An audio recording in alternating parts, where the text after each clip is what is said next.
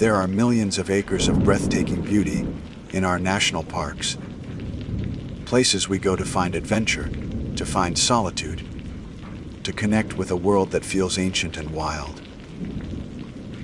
They are sanctuaries of nature, but they are also places that keep secrets. Places where the line between wonder and danger can blur in an instant. Every year, people step onto these trails and are never seen again. They vanish seemingly into thin air, leaving behind nothing but unanswered questions for families searching for closure. Welcome to Vanished in the Wilderness. In this episode, we're delving into some of the most perplexing, unsolved missing persons cases from our nation's parks. These are stories that defy easy explanation, challenging investigators and fueling speculation for years. We'll explore the strange circumstances, the baffling lack of evidence, and the haunting question that lingers over each case. What happened out there in the wild? Let's begin. My name is Alistair MacLeod, though no one in the shadow of the Blue Ridge has called me anything but Al, for the better part of 60 years. The mountains are in my blood, a legacy passed down through generations of men who knew the hollows and ridges like the lines on their own hands. I've spent a lifetime tracking game through these woods, learning their secrets, their rhythms, and their unforgiving moods. I've seen the beauty of a sunrise cresting Hawksbill Mountain, and I've felt the bone, deep chill of a winter storm that can snuff a life out in minutes. But what I know most profoundly is that the wilderness holds more than just deer and bear. It holds stories, and some of them are best left untold.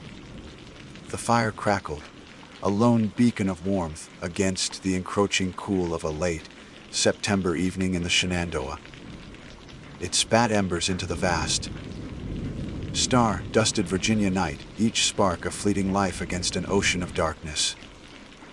Across the flames from me, I watched the faces of 3 young men, their features painted in shifting shades of orange and shadow.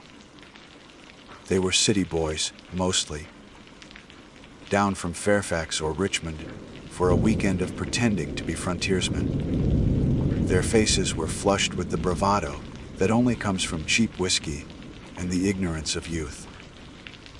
For the last hour, they had been trading tales, each one trying to outdo the last. Their stories were of magnificent bucks with impossible racks of antlers, and of close encounters with black bears that grew in size and ferocity with every retelling. I listened in silence, nursing the warmth of my own flask, the familiar burn of aged bourbon a quiet comfort. I'd heard it all before. The mountains had a way of inflating egos, of making a man feel bigger than he was, right before reminding him of his insignificance. Finally, the youngest of the trio, a kid named Billy with a face still soft with adolescence, turned his attention to me. His friends, Mark and Leo, fell silent, their own stories exhausted. "Hey Al," Billy said, his voice earnest. "You've been hunting these mountains since before our dads were born. You must have a story that'll top all of ours. A real one." I didn't answer right away. I took a long, slow pull from my flask, letting the silence stretch. My gaze drifted from their expectant faces to the wall of impenetrable blackness that surrounded our small circle of light. The woods weren't just quiet, they were listening. I could feel their ancient, patient presence pressing in on us.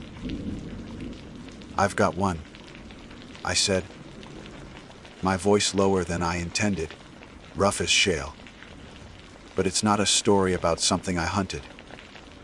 It's about something I found. And it's not the kind of story you tell for sport."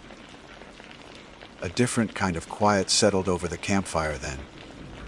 The boisterous energy evaporated, replaced by a tense curiosity. Even the crickets seemed to have paused their nightly chorus. It was the autumn of '92. I began, staring deep into the heart of the fire. A hiker went missing up on the Hawksbill Loop. A young fella named Daniel Miller from Philadelphia. He was an analyst of some kind, spent his days in a high rise, staring at numbers on a screen. He came out here for a weekend, looking for something real, I suppose. He was alone. I remember the call going out. A missing person in the park is a serious affair. The terrain is deceptive, beautiful but brutal. A simple misstep, a sudden turn in the weather, and the wilderness can swallow you whole. I joined the search party on the first morning.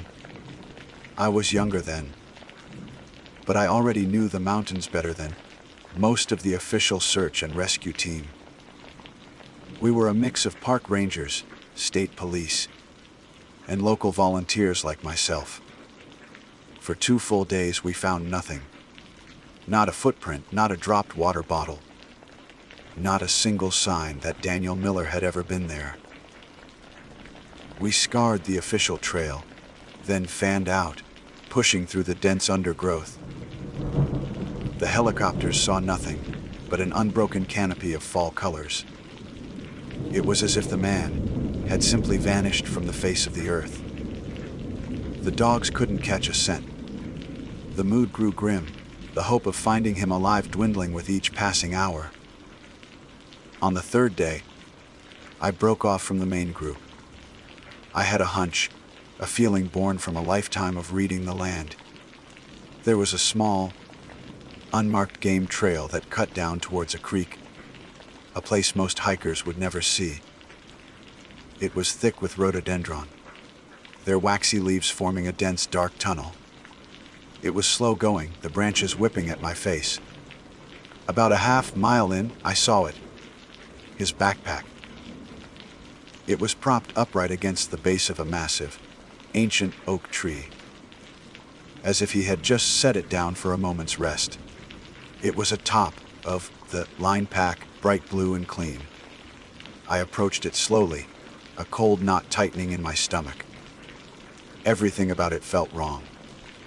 A lost and panicked hiker doesn't carefully place his pack. He drops it, sheds it, discards it in his haste. I knelt down and saw that every zipper was fully closed. Every strap was buckled. That was the first wrong thing. It was too neat, too deliberate. It was the kind of calm that precedes a storm. I called it in on the radio, my voice steady despite the tremor in my hands. My position was logged, and the main party started to converge on my location. While I waited, I scanned the area.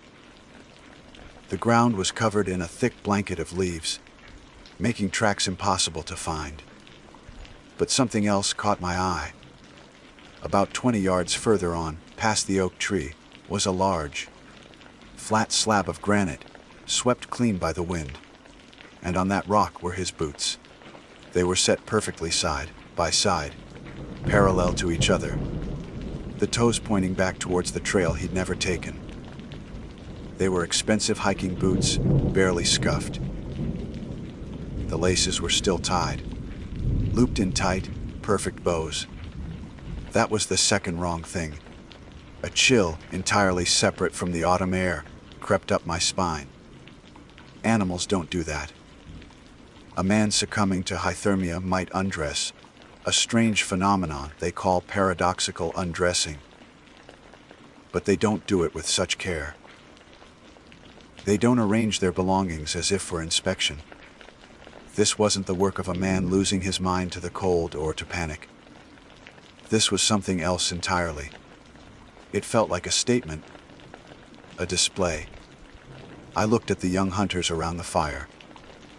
Their smug smiles were long gone, replaced by wide, unblinking eyes. The whiskey sat forgotten in their hands. The fire seemed smaller now, and the darkness around us felt 100 miles deep. I stood there for a long time. I said, my voice a near whisper. The Rangers, the cops, and me. Just staring at those boots. Nobody knew what to say. We were looking at the start of a story that made no sense, and we all knew, deep in our bones, that the ending was going to be something we'd never forget. The lead ranger, a man named Tom Callahan, was the book fellow. He was stout, practical, and had a face that looked like it had been carved from the same granite as the rock where the boots sat. He knelt, his knees popping in the cold air, and peered at the boots without touching them. He was trying to fit the scene into a box he understood. A crime scene, an accident, a suicide. But the pieces wouldn't fit. The calm, methodical arrangement defied every protocol he'd ever learned. Could be a prank. One of the younger state troopers muttered, though his voice lacked conviction. Maybe the kid's just messing with us. Callahan shook his head slowly, his eyes never leaving the boots. No, he said, his voice low and gravelly. This isn't a prank. This is something else. He looked up, his gaze sweeping the silent, watching trees that surrounded us. There was a flicker of something in his eyes I'd never seen before. Not fear, exactly, but a deep, primal uncertainty. He was a man standing on the edge of his map, looking out at uncharted territory. All right, he commanded, his voice regaining its authority. Why establish a perimeter? 50-yard radius from this rock. Nobody touches anything. We search this area inch by inch. We look up, check the trees, look for anything out of place. His order to look up hung in the air. It was an unusual command for a ground search, but every one of us understood it instinctively. The scene on the ground felt like a signpost, and it was pointing somewhere we didn't want to go. We fanned out. The crackle of leaves under our feet the only sound in the unnervingly still woods. The air grew heavy, charged with a silent, collective dread. We were no longer just looking for a lost hiker. We were trespassing in a place where the rules of the world we knew had been suspended. It was Leo, one of the other volunteers, who found the next piece. He wasn't a man given to hysterics, a retired mechanic who had spent his life solving logical problems with grease and steel. He just stopped dead in his tracks and let out a choked, guttural sound. We all turned. He was standing at the edge of our search circle, staring straight up into the canopy of a huge tulip poplar. He didn't need to point. We all saw it. About 50 feet up, maybe higher, was the hiker's jacket. It was a bright red windbreaker, a stark slash of color against the gray bark and pale sky. But it wasn't draped over a limb or tangled in the twigs. It was impaled. A thick, dead branch, as sharp and pointed as a spear, had been driven directly through the center of the jacket's back. It was a perfect, clean puncture. There were no other rips or tears, no signs of a struggle. It looked as if someone had taken the jacket, aimed it carefully, and thrown it with impossible force onto the spike, like a needle through cloth. Callahan stared at it through his binoculars, his knuckles white. How in God's name? He whispered to no one in particular. The question hung there, unanswerable. No man could have climbed that high on the smooth trunk, and even if he had, he couldn't have done that. A fall wouldn't do it. The angle was wrong, the force required was immense, and the precision was utterly inhuman. The professional composure of the search party began to fray at the edges. The state troopers looked at each other, their faces pale. The Rangers, men who lived and breathed this wilderness, just stared upwards with a mixture of awe and horror. That was when the real nightmare began. Once we started looking up, we started finding him, or pieces of him.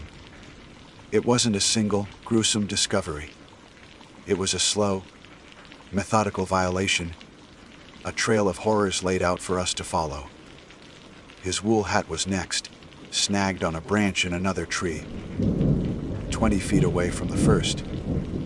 Then a single sock, draped carefully over a limb like a Christmas ornament. Each discovery was like the last. Placed high in the trees, far from the ground, and positioned with an unnerving deliberateness. It was a scavenger hunt arranged by a psychopath,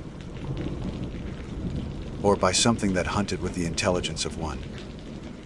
I won't tell you everything we found.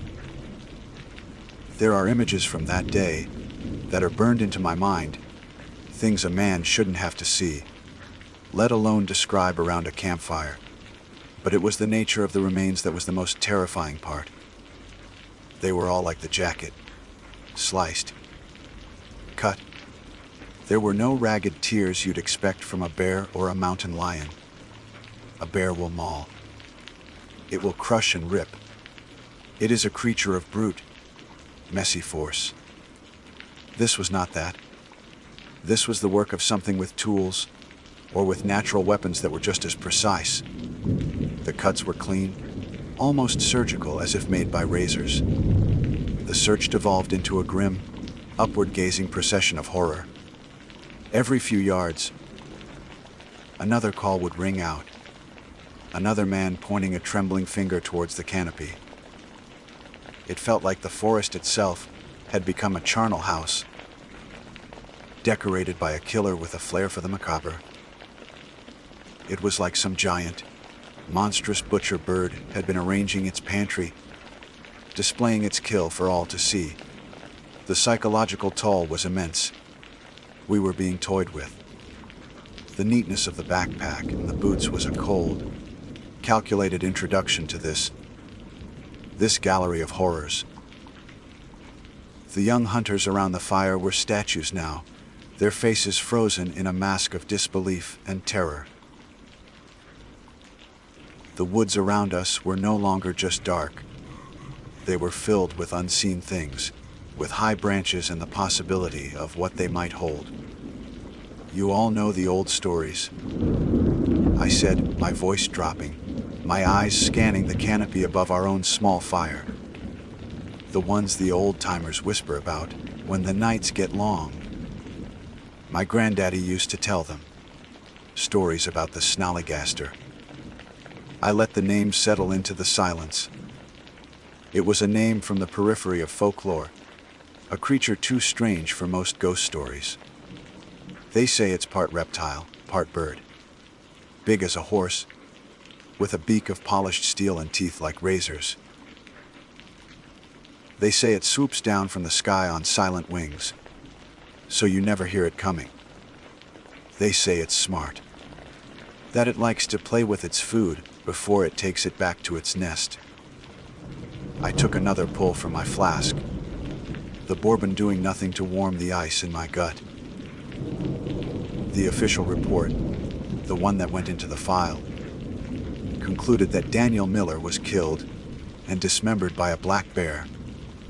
They said the scattered remains were the work of smaller scavenger birds. It was neat. It was tidy. It closed the case. But everyone who was there that day knew it was a lie. A bear doesn't take a man's boots off and set them side by side. And a bear doesn't hang its leftovers 50 feet up in the trees like laundry on a line. I let the silence hang in the cold night air, thick and heavy as a shroud. The fire, which had seemed so cheerful and robust an hour ago, now felt like a fragile, sputtering thing. It pushed back the darkness by a few feet, but beyond its reach, the woods seemed to have grown, to have moved closer, pressing in on us with a silent, waiting intensity. The faces of the three young men were pale, their earlier bravado stripped away.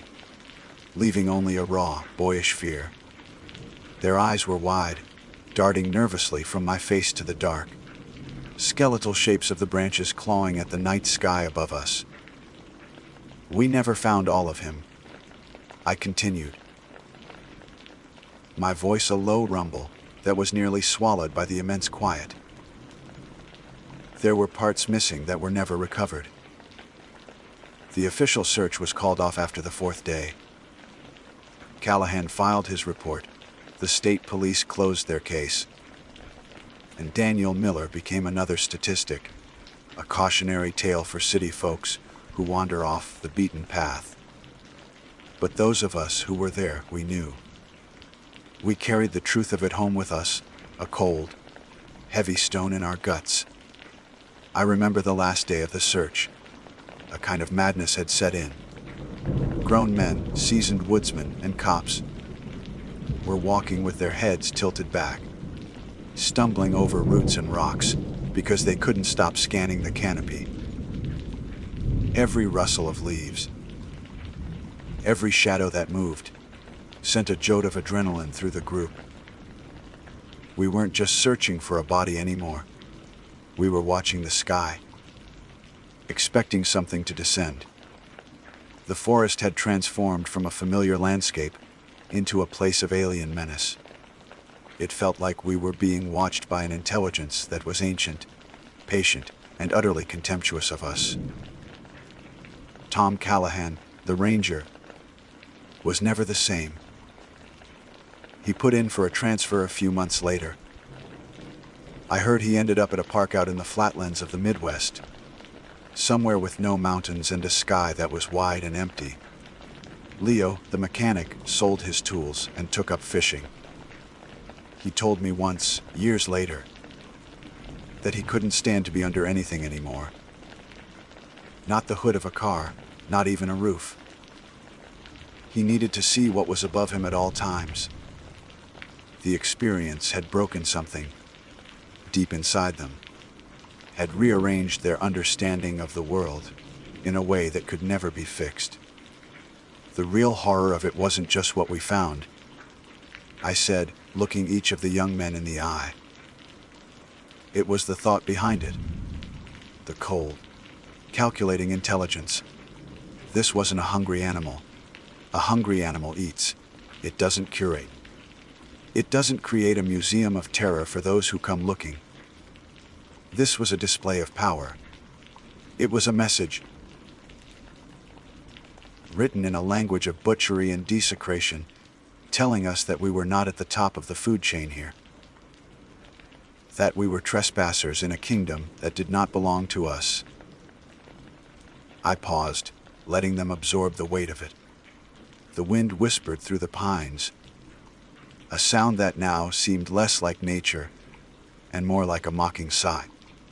The truly terrifying part, I said, leaning forward slightly, my voice dropping to an intimate, conspiratorial whisper, is trying to imagine what that young man, Daniel Miller, saw in his last moments. Imagine him walking through the woods, maybe feeling that first prickle of fear that he's lost. He hears something, not a bear crashing through the undergrowth, but a silence, a sudden, unnatural stillness. He looks up from his compass, up past the trunks of the trees, into the sky, and he sees it. Something that shouldn't exist. Something that defies every law of nature he's ever known, blotting out the sun as it descends upon him on silent, leathery wings. Imagine his final thought not being of the pain, but of the sheer, mind-shattering impossibility of his killer, looking up into the eyes of a nightmare as it carries him, helpless, into the trees. The youngest one, Billy, let out a small, choked sound and flinched as a log in the fire shifted, sending a shower of sparks into the darkness. He hugged his knees to his chest, making himself smaller. Mark and Leo were rigid, their knuckles white where they gripped their knees. They weren't just listening to a story anymore. They were living in it. The woods they had seen as a playground for their weekend adventure had transformed into a lair. I stood up slowly, my old joints protesting. I picked up a thick branch and kicked at the heart of the fire, breaking the glowing embers apart. A final, brilliant plume of sparks erupted, momentarily illuminating the trees around us before being swallowed by the oppressive dark. The gesture broke the spell, but the fear remained, now sharp and immediate. The mountains keep their secrets, I said, my back to them as I stared out into the blackness. People go missing out here all the time. Most are found. Some are not. Every now and then, the official story doesn't quite fit the facts. You find a shoe here, a piece of clothing there, in places they have no business being. And the old-timers, we just nod. We know. We know that there are things in these high, lonely places that the modern world has forgotten. But they haven't forgotten us. I turned back to look at them one last time. Their faces were masks of pure terror, their eyes wide and searching the darkness beyond our dying fire. They were finally listening to the woods, not with their ears, but with their blood. Now, I said, my voice soft, almost gentle, ask yourselves this. I let a beat of silence pass, drawing out the moment. Why have all the crickets just gone silent? My name is Gary Miller. For 22 years, I've made my living behind the wheel of a Peterbilt 379, hauling freight up and down the Pacific Northwest. It's a solitary life, measured not in days or weeks, but in mile markers and way stations, in the hiss of air brakes and the low, steady rumble of a diesel engine that has become the soundtrack to my existence. The cab of my rig is more of a home to me than the small house in Port Angeles where my daughter, Sarah, grew up. She's in college now, a world away, and the house is just a place I park myself between runs, a collection of rooms that feel too quiet, too still. The road, for all its loneliness, feels more alive. My road takes me along the spine of the Olympic Peninsula, 3 times a month. A familiar loop of asphalt that hugs the coastline and cuts through dense, ancient forests. I know every curve, every dip, every place where the fog rolls in thick from the Strait of Juan de Fuca. And I know US Route 101, especially the stretch that skirts the edge of Lake Crescent, better than I know the lines on my own hands. The lake is a strange and beautiful beast, a deep, glacial scar of impossible blue that holds its secrets close.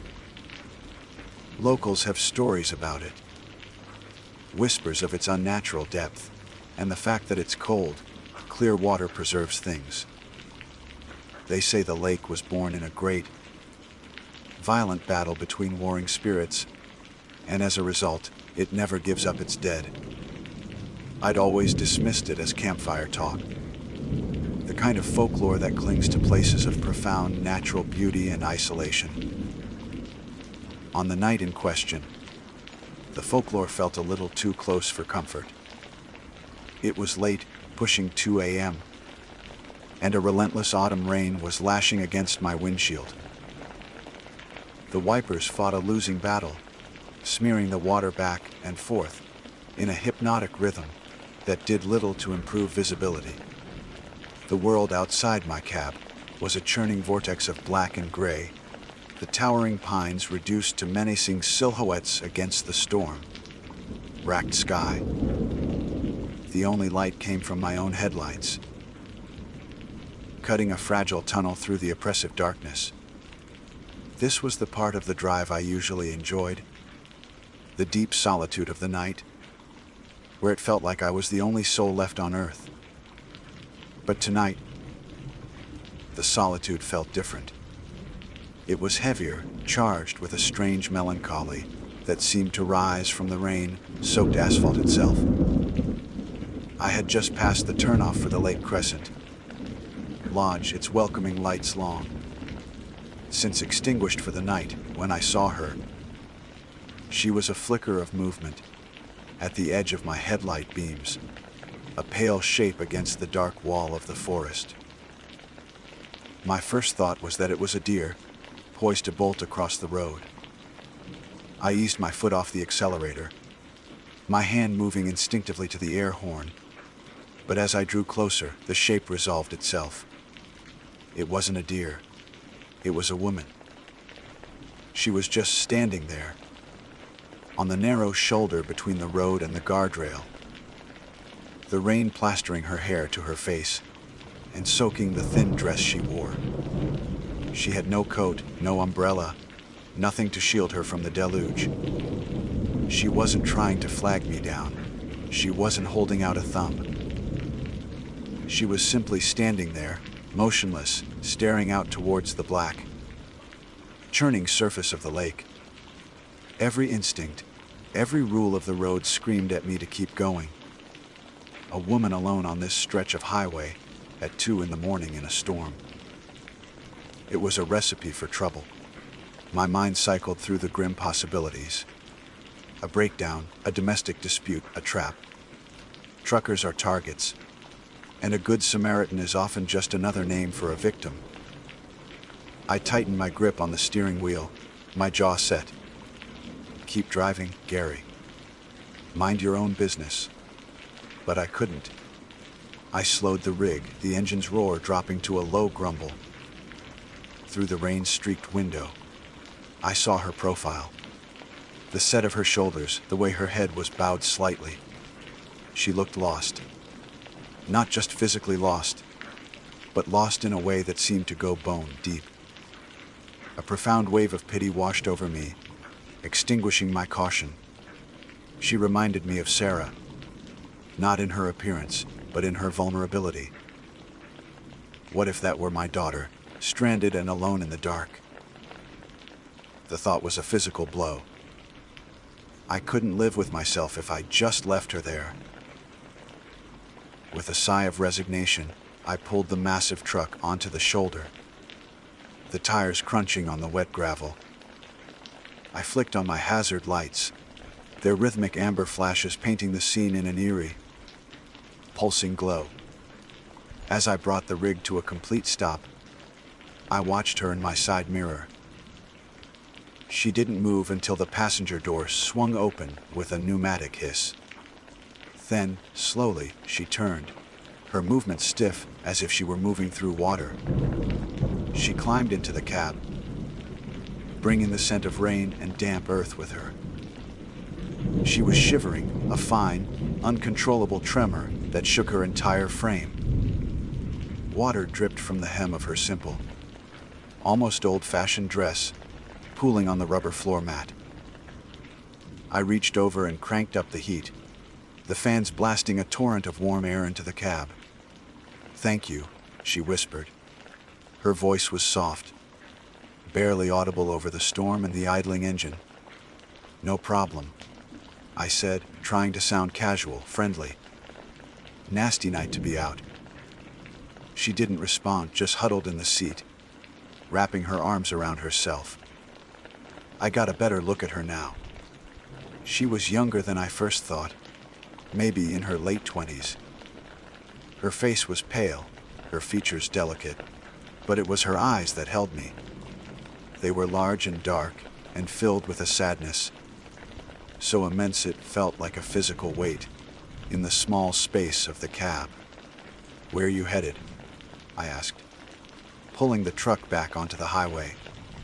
She just shook her head slightly, her gaze fixed on the window, on the impenetrable darkness where the lake lay. I figured she was in shock, or maybe running from something she didn't want to talk about. I decided not to press her. We drove in silence for a few miles. The only sounds the rhythmic slap of the wipers and the hum of the tires on wet pavement. I tried again. "My name's Gary." She turned her head from the window to look at me. "I know," she said, her voice still a quiet murmur. A small, cold knot began to form in my stomach. I forced a laugh. Right, small world. She didn't smile. She just kept looking at me with those devastatingly sad eyes. "The water is so cold," she said, her focus shifting back to the window. "It was born in a great battle, you know. A fight between gods. It's so deep, it never warms. And it never gives up its dead." The words hung in the air between us, heavy and strange. It was the old legend. The one I'd heard 100 times in diners and truck stops along this route. Hearing it now, from this strange, soaked woman in the dead of night, sent a shiver down my spine that had nothing to do with the cold. It was a creepy thing to say, but I tried to rationalize it. She was probably a local. She was spooked from whatever had happened to her, rambling. "Yeah, I've heard that one," I said, my voice a little too tight. Then she turned back to me, a faint ghost of a smile on her lips. "You have kind eyes," she said softly. "Like my father's." The cold knot in my stomach tightened. It was such a personal, intimate thing to say. I mumbled a thank you, my eyes fixed firmly on the road ahead. I was starting to feel a real, creeping sense of dread. This was a mistake. I should have kept driving. "You have a daughter," she continued, her voice a simple statement of fact. "Her name is Sarah. You drive this road 3 times a month. Always at night if you can help it. You think it's more peaceful then?" The blood drained from my face. My hands, gripping the steering wheel, felt slick with sweat. Every word she spoke was true, but I had never told her any of it. I had never seen this woman before in my life. The rig suddenly felt like a cage, the storm outside a pale threat compared to the quiet, chilling presence in the seat beside me. The air grew thick, heavy, and the steady thrum of the engine seemed to fade, until all I could hear was the pounding of my own heart. The rationalizations fell away, replaced by a primal, ice-cold fear. My voice was a dry rasp when I finally managed to speak. How do you know that?" I glanced at her. Her expression hadn't changed. The deep, ancient sadness in her eyes seemed to be swallowing the faint light of the dashboard. "Who are you?" I demanded, my voice trembling. "What's your name?" She did not answer my question. The name I demanded hung in the super, chilled air of the cab, a useless, frantic sound. Instead of answering, she simply turned her head and looked at me, and the full, crushing weight of the sadness in her eyes landed on me like a physical blow. It was a look of profound pity, of ancient resignation. It was the saddest look I have ever seen, before or since, and it froze the blood in my veins. A single, perfect tear traced a path down her pale cheek, but it didn't feel like a tear of her own sorrow. It felt like it was for me. "It's time," she said, her voice no longer a whisper but a clear, resonant note that cut through the drumming of the rain and the pounding in my ears. The words made no sense. My fear-addled brain scrambled to find a rational context. Time? Was she meeting someone? Was this where she wanted me to let her out? Here in the middle of nowhere on a storm-swept highway. The absurdity of it was a fresh wave of terror. Time for what? I stammered, my knuckles white on the steering wheel. I risked a glance away from her, a desperate, reflexive check of the road ahead, praying for the sight of another car or house, anything to break the spell of this waking nightmare. And that's when I saw it. It was not a deer. It was a massive bull elk, a creature of mythic proportions, standing stock, still in the center of my lane. It was a wall of muscle and dark fur, its head crowned with a rack of antlers so wide and complex they looked, like the branches of a dead tree reaching for the sky.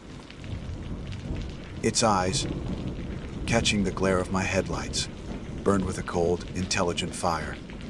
It wasn't panicked. It wasn't poised to run. It was waiting for me. There was no time to think, only to react. A guttural roar of pure adrenaline tore from my throat as I wrenched the wheel to the left. The 18-wheeler, heavy with its load, protested violently. The tires screamed on the wet asphalt, losing their grip. The trailer, a massive pendulum of steel and momentum, began to swing out, to jackknife. I saw the guardrail rushing towards me, a flimsy ribbon of metal meant to stop a car, not a 40-ton behemoth. The world became a symphony of destruction, the shriek of tortured metal, the explosive pop of the front tire, the sickening crunch as the cab slammed into the guardrail. The barrier peeled away like tinfoil. For a heart-stopping second, the truck balanced on the precipice, a giant beast teetering on the edge of the abyss that dropped down to the lake. Then, gravity won. The cab pitched forward and down, and the world dissolved into a violent, tumbling chaos of glass, metal, and darkness. I was thrown against my seatbelt, the strap cutting deep into my shoulder and chest. My head slammed against the side window with a sickening crack, and a supernova of white, hot pain exploded behind my eyes. The last thing I remember was the sensation of falling, the horrifying, weightless plunge, and the sound of the lake rushing up to meet me. Then, only blackness. I came to in increments, drifting up from a deep, silent place. The first thing I was aware of was the rain, cold and soft on my face.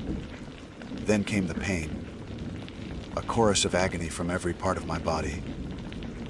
My ribs felt like a cage of shattered glass. My head throbbed with a deep, relentless pulse. A metallic taste, coppery and foul, filled my mouth. I tried to move, but a fresh, searing pain shot through my chest, and I fell back with a groan. My eyes fluttered open. I wasn't in the cab. I was lying on my back in wet, muddy grass, staring up at the churning, gray sky. The rig was a mangled wreck a dozen yards away, half submerged in the steep, muddy ditch, its one remaining headlight pointing drunkenly at the sky. The engine was silent. The only sounds were the steady patter of the rain and my own ragged breathing. And then I remembered. The woman. "Mom," I called out, my voice a raw croak. "Are you okay?" Panic, cold and sharp, cut through the fog of pain. She must have been thrown from the cab. She could be anywhere. Hurt, dying. I had to find her. Ignoring the fire in my ribs, I pushed myself up onto my elbows. The world spun violently, but I gripped my teeth against the nausea. "Hello," I shouted, louder this time. "Can you hear me?" Only the rain answered. I scanned the wreckage, the ditch, the dark line of trees. Nothing. The passenger side of the cab was crushed. The door ripped from its hinges.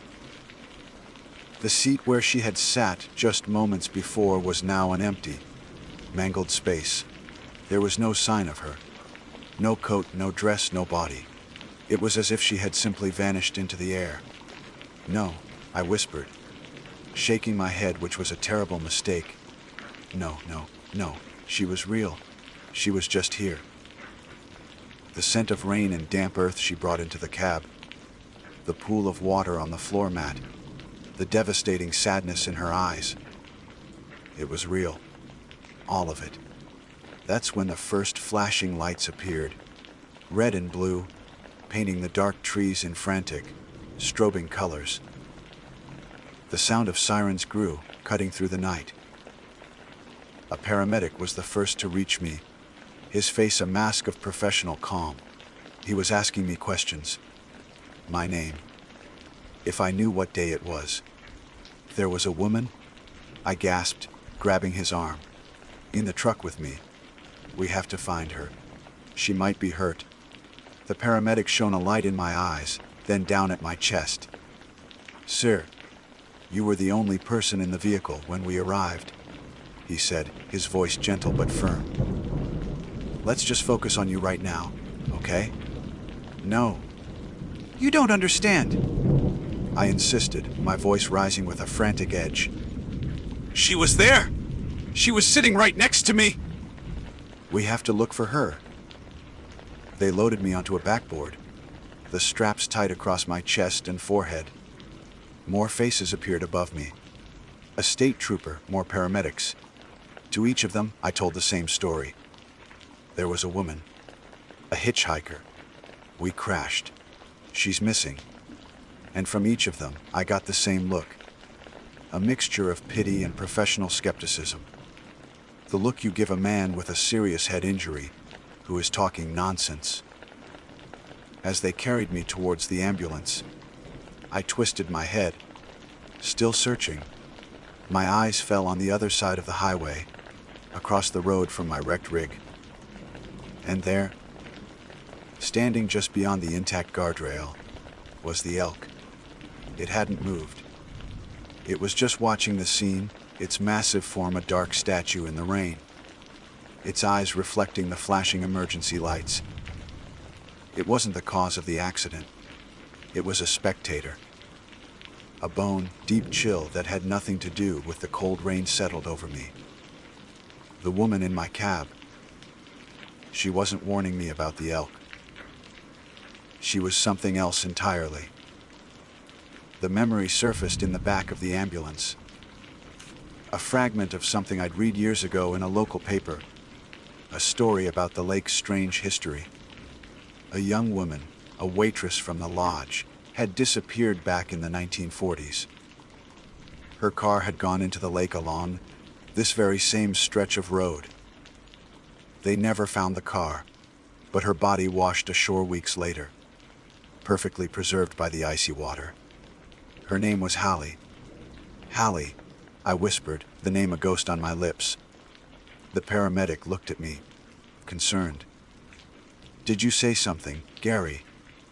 I just shook my head, closing my eyes as the doors slammed shut, plunging us into the sterile, white light of the ambulance. The siren wailed and we sped away, leaving the wreck, the lake, and the silent, watching elk behind. But I knew, with a certainty that defied all logic, that I wasn't leaving the woman. She was with me still. The interview room was small and painted a shade of institutional beige that seemed designed to suck the life out of you. It smelled of stale coffee and disinfectant. I sat opposite Detective Crowley, a man whose wary eyes had seen too many stories like mine, stories that frayed at the edges of reason. He listened patiently, his pen scratching occasionally in his small notebook, as I recounted the events for what felt like the 100th time. I told him everything. The rain, the woman, her sad eyes, the impossible things she knew about me, her final words, the elk. When I finished, the silence in the room was absolute. Crowley steepled his fingers and looked at me, his expression unreadable. Mr. Miller, he began, his voice low and even. Your truck was pulled from the ditch this morning. The cab is extensively damaged. But the forensic team went over every inch of it. They found no evidence of a second passenger. No unidentified fingerprints, no stray hairs, no fibers from a dress. The only water damage was from the rain, coming through the broken windshield. There was no pool of water on the passenger side floor mat. Each word was a nail being hammered into the coffin of my sanity. But she was there? I insisted, my voice cracking. I know she was. You suffered a severe concussion, Gary, he said. The use of my first name a clear shift from professional to personal. He was trying to be kind. It's not uncommon for the brain to create false memories, to try and fill in the gaps after a traumatic event. It's called confabulation. This wasn't confabulation. I shot back, leaning forward, the movement sending a sharp protest from my broken ribs. This was real. Her name was Holly. I told you. The woman from the 40s. The one who drowned in the lake. Crowley sighed, a long, wary sound. He closed his notebook. That's just a ghost story, Gary. A local legend. Every town has one. The Lady of the Lake. It's a story people tell to explain the unexplainable, to give a face to the dangers of that road. His dismissal was like a physical slap. He didn't believe me. No one did. To them was just another trucker who fell asleep at the wheel. A man whose mind had been broken by the trauma of a near-fatal crash. They had their neat, tidy explanation. A tired driver, a slick road, an elk that was probably never there. Case closed. I was lucky to be alive, they all said. Lucky. But as the days turned into weeks, I didn't feel lucky. I felt watched. The world seemed tilted on its axis, the colors slightly faded. I couldn't drive. The thought of getting behind the wheel of a rig, of being encased in that metal box, sent waves of panic through me. I tried to sleep, but my dreams were haunted by the image of her sad eyes and the sound of her voice saying, "It's time." I would wake up in a cold sweat, the phantom sensation of falling still vivid in my limbs. I became obsessed. I spent my days in the local library, poring over microfiche archives of old newspapers, and I found it. A small article in the Port Angeles Evening News, dated November 1947. Local waitress missing, feared drowned. Her name was Hallie Latham. She had finished her shift at the Lake Crescent Lodge and was driving home when her car vanished. The article included a small, grainy photograph. Even in black and white, even with the poor quality of the print, I recognized the eyes. The same deep, devastating sadness. I took the article to Crowley. He glanced at it, his expression unchanged. "It's a coincidence, Gary. A tragic story. But it doesn't prove anything." "It proves she was real," I said, my voice too loud in the quiet police station. "It proves I wasn't crazy." "It proves you're fixating on a ghost story to avoid dealing with your trauma." He countered, his voice hardening slightly. "Maybe you should talk to someone. A professional." I left his office feeling more alone than ever. He was right about one thing: I was fixating. But not because I was avoiding trauma. It was because I was the only one who knew the truth. The woman in my cab wasn't a hallucination. She was a harbinger, a messenger, and her message wasn't a warning about the elk. The elk was just a prop in the play, a piece of stagecraft. The real event was supposed to be my death. That's the part that truly haunts me. The realization that dawned on me as I lay in that ditch, looking at the elk, watching the scene with an unnerving calm. She wasn't there to warn me. She was there to welcome me, to usher me across the threshold. All the other stories I'd heard about her, the ones where she appears to drivers right before a fatal crash, they had it wrong. She doesn't cause the accidents. She only appears to those who are about to die on that road. I wasn't supposed to walk away. I swerved. I fought it. And somehow, by some fluke of physics or fate, I survived. I broke the pattern. I cheated the lake. And now I'm living on borrowed time. It's been 6 months since the accident. The broken ribs have healed. The bruises have faded. But the fear remains, a constant, low, grade hum beneath the surface of my life. I sold my rig. I can't even drive past the lake anymore. I feel her presence everywhere. In the whisper of the wind through the pines. In the reflection on a dark window pane. In the moments of deep silence when the house feels too empty. I don't know why I survived. Maybe it was the seatbelt. Maybe it was the way the truck hit the ditch. Maybe it was just dumb luck. But I don't believe in luck anymore. I believe there are things in this world, in the deep, dark places like Lake Crescent, that operate on rules we don't understand. I interfered with something I shouldn't have. I saw behind the curtain. I know she's going to come back for me. She has to. The lake is patient. It doesn't give up its dead, and it doesn't forget its debts. Every night, I lie awake and listen to the rain, and I wait. I wait for the soft knock on the door, for the scent of damp earth, for the sad-eyed woman who will tell me, once and for all, that my borrowed time is up. My name is Arthur Ainsworth. For the last 15 years, my profession has been the predictable world of urban planning, a landscape of concrete grids, zoning laws, and demographic projections.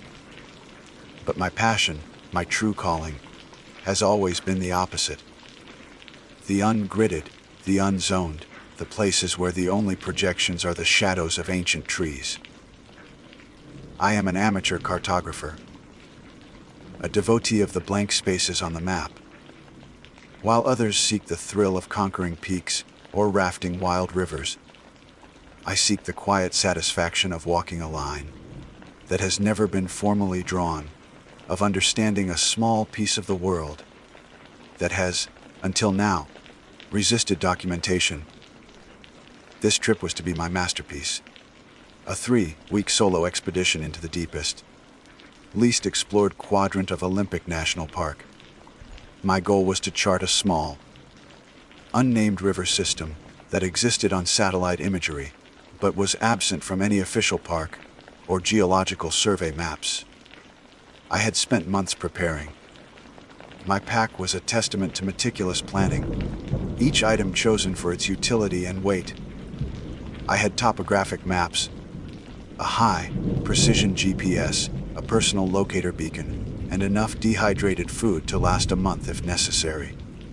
I'd left a detailed itinerary with my sister, Sarah, with strict instructions not to worry unless my locator beacon went off, or I failed to check in on my scheduled date, 3 weeks hence. I was not reckless. I was prepared, confident, and filled with a profound sense of purpose. I was going to a place without trails, without people, without noise. I was going to find silence. Day 1, the trailhead feels like a gateway to another world. One last look back at the gravel parking lot, my dusty sedan looking small and fragile against the wall of green. The air changes instantly. The scent of hot asphalt and exhaust is replaced by the rich, damp perfume of pine needles and decaying leaves. The park ranger at the entrance station, a friendly woman with a son, weathered face, had looked over my permit with a raised eyebrow. "That's a long time to be out there alone, Mr. Ainsworth. The Bailey Range is no joke." I assured her of my experience and my equipment. She nodded, but her eyes held a flicker of something, not doubt, but perhaps a professional respect for the wilderness's ability to humble even the most prepared. The first few miles are a gentle ascent, a well-trodden path that serves as an overture to the symphony of solitude to come. I feel the tension of the city, the endless hum of traffic and deadlines begin to slow off me with every step. Day 2, I left the marked trail behind at dawn. The transition was immediate. The forest floor, once a clear path, became a chaotic tangle of roots, ferns, and fallen logs. This is where the real work begins and the real joy. Every step is a decision. Every glance is an act of navigation. The trees here are titans, Douglas fir and Sitka spruce, so tall their tops are lost in the low, hanging mist. The forest is a cathedral of green and gray, and sunlight struggles to pierce the dense canopy. dappling the ground in shifting, ethereal patterns. I saw a herd of Roosevelt elk in a meadow this afternoon, their powerful bodies moving with a grace that belied their size. They watched me for a long moment before melting back into the trees. It was the last sign of complex life I saw all day.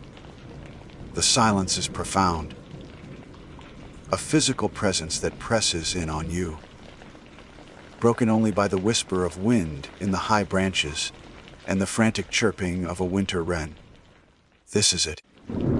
This is the purity I came for. Day 3, the solo trip is going perfectly. I've pushed deeper than I anticipated, making excellent time.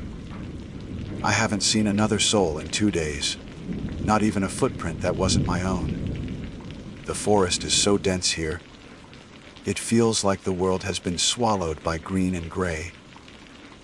The silence is absolute, a complete and total absence of man-made sound. It's a cleansing void. At night, with the fire crackling, the darkness is so complete that the stars, when they appear through gaps in the canopy, seem close enough to touch. I feel my senses sharpening.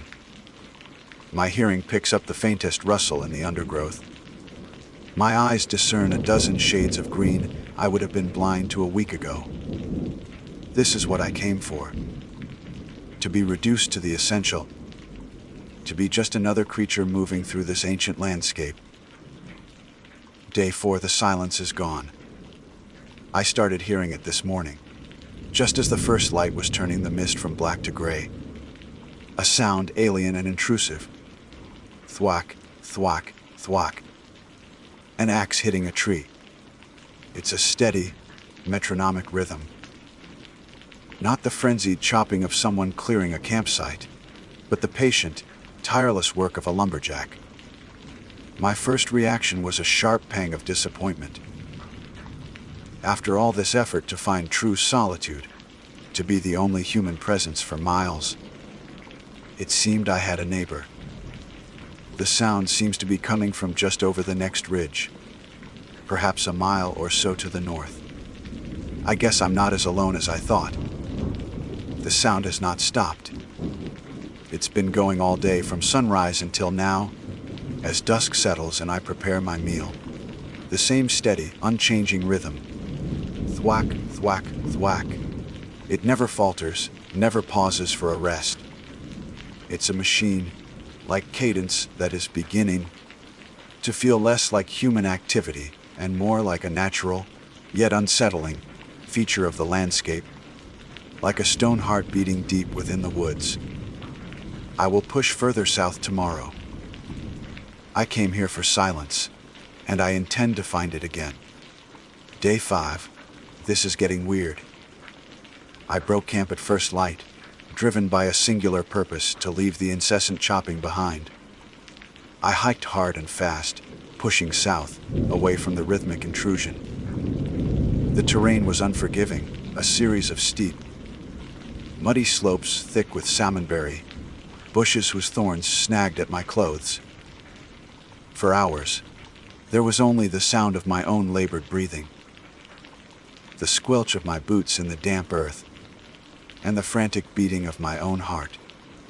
I felt a sense of grim satisfaction with every ridge I put between myself and the source of the noise. By midday, I estimated I had covered at least 7 miles in a straight line, a significant distance in this wilderness. I stopped in a small clearing to rest and eat, finally allowing myself to believe I had succeeded. I sat on a moss-covered log, the silence I had craved washing over me, thick and welcome. And then it began again. Thwack, thwack, thwack. The sound was identical. Not fainter, not distant, but exactly as it had been that morning. It was as if I hadn't moved at all. It seemed to emanate from just over the next rise, a phantom echo that had followed me step for step. A cold knot of dread tightened in my stomach. Logic, my trusted companion in life, offered no explanation. Sound doesn't travel like that. It doesn't pace you. I stood up, my half-eaten lunch forgotten, and strained my ears, trying to pinpoint a direction, a source, anything. But it was maddeningly omnidirectional, seeming to come from everywhere at once. That's when I heard the other sound. It was quieter, subtler. A soft splish, splash, splish, splash. It was the unmistakable sound of someone wading through water, the slow, deliberate footsteps of a person walking up a shallow creek. But that was impossible. I had just consulted my topographic map and my GPS not 10 minutes earlier. The gully to my east, where the sound was coming from, was a dry ravine. I'd noted it specifically as a potential campsite, sheltered from the wind. I crept to the edge of the clearing and peered down into the ravine. It was exactly as the map indicated, a deep scar in the earth filled with dry, gray stones and fallen leaves. There was no water, not a trickle, not a puddle. Yet the splashing sound persisted, clear as day, seeming to move slowly up the dry creek bed. My skin crawled. The feeling of being watched, a vague paranoia from the day before, was now a chilling certainty. I felt like a specimen under a microscope. Every tree seemed to be hiding a pair of eyes, every shadow a lurking figure. The forest was no longer a neutral entity, it felt alive, and it was watching me. Day 6, it's following me. The sounds. There is no other word for it. I packed up my camp in a state of near panic and hiked for 10 hours straight, a grueling pace fueled by adrenaline and a growing terror. I abandoned my planned route, my cartography project a forgotten dream. My only direction was away. I scrambled over rockfalls, pushed through dense thickets of Devil's Club, and forded a waist-deep, glacial stream that left my legs numb with cold. I didn't stop until exhaustion forced me to. As soon as I dropped my pack to the ground, my body trembling with fatigue, it started again.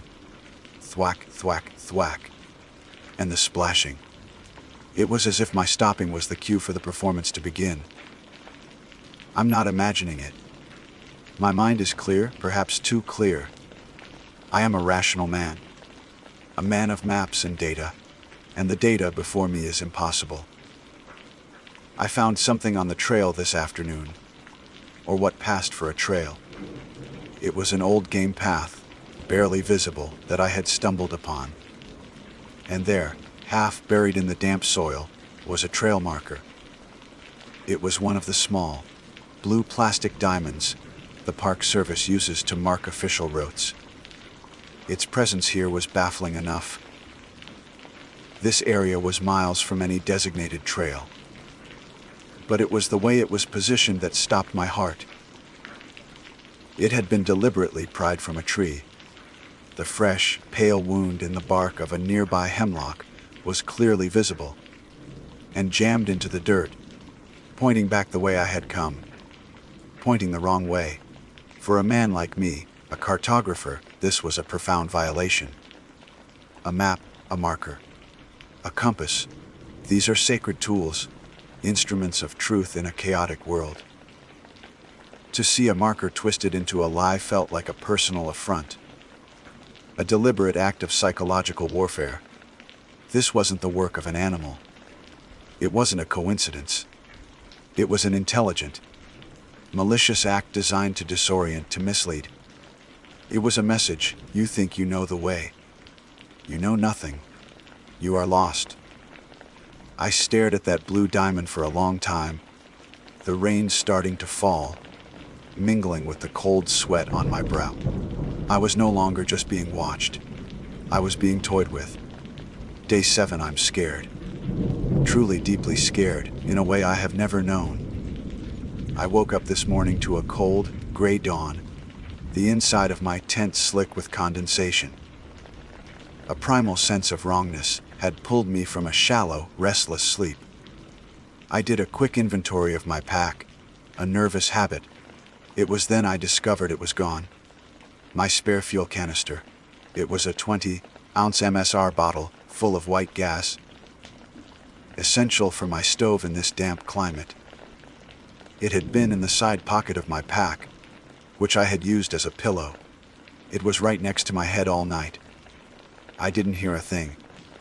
Not a footstep, not a zipper, nothing.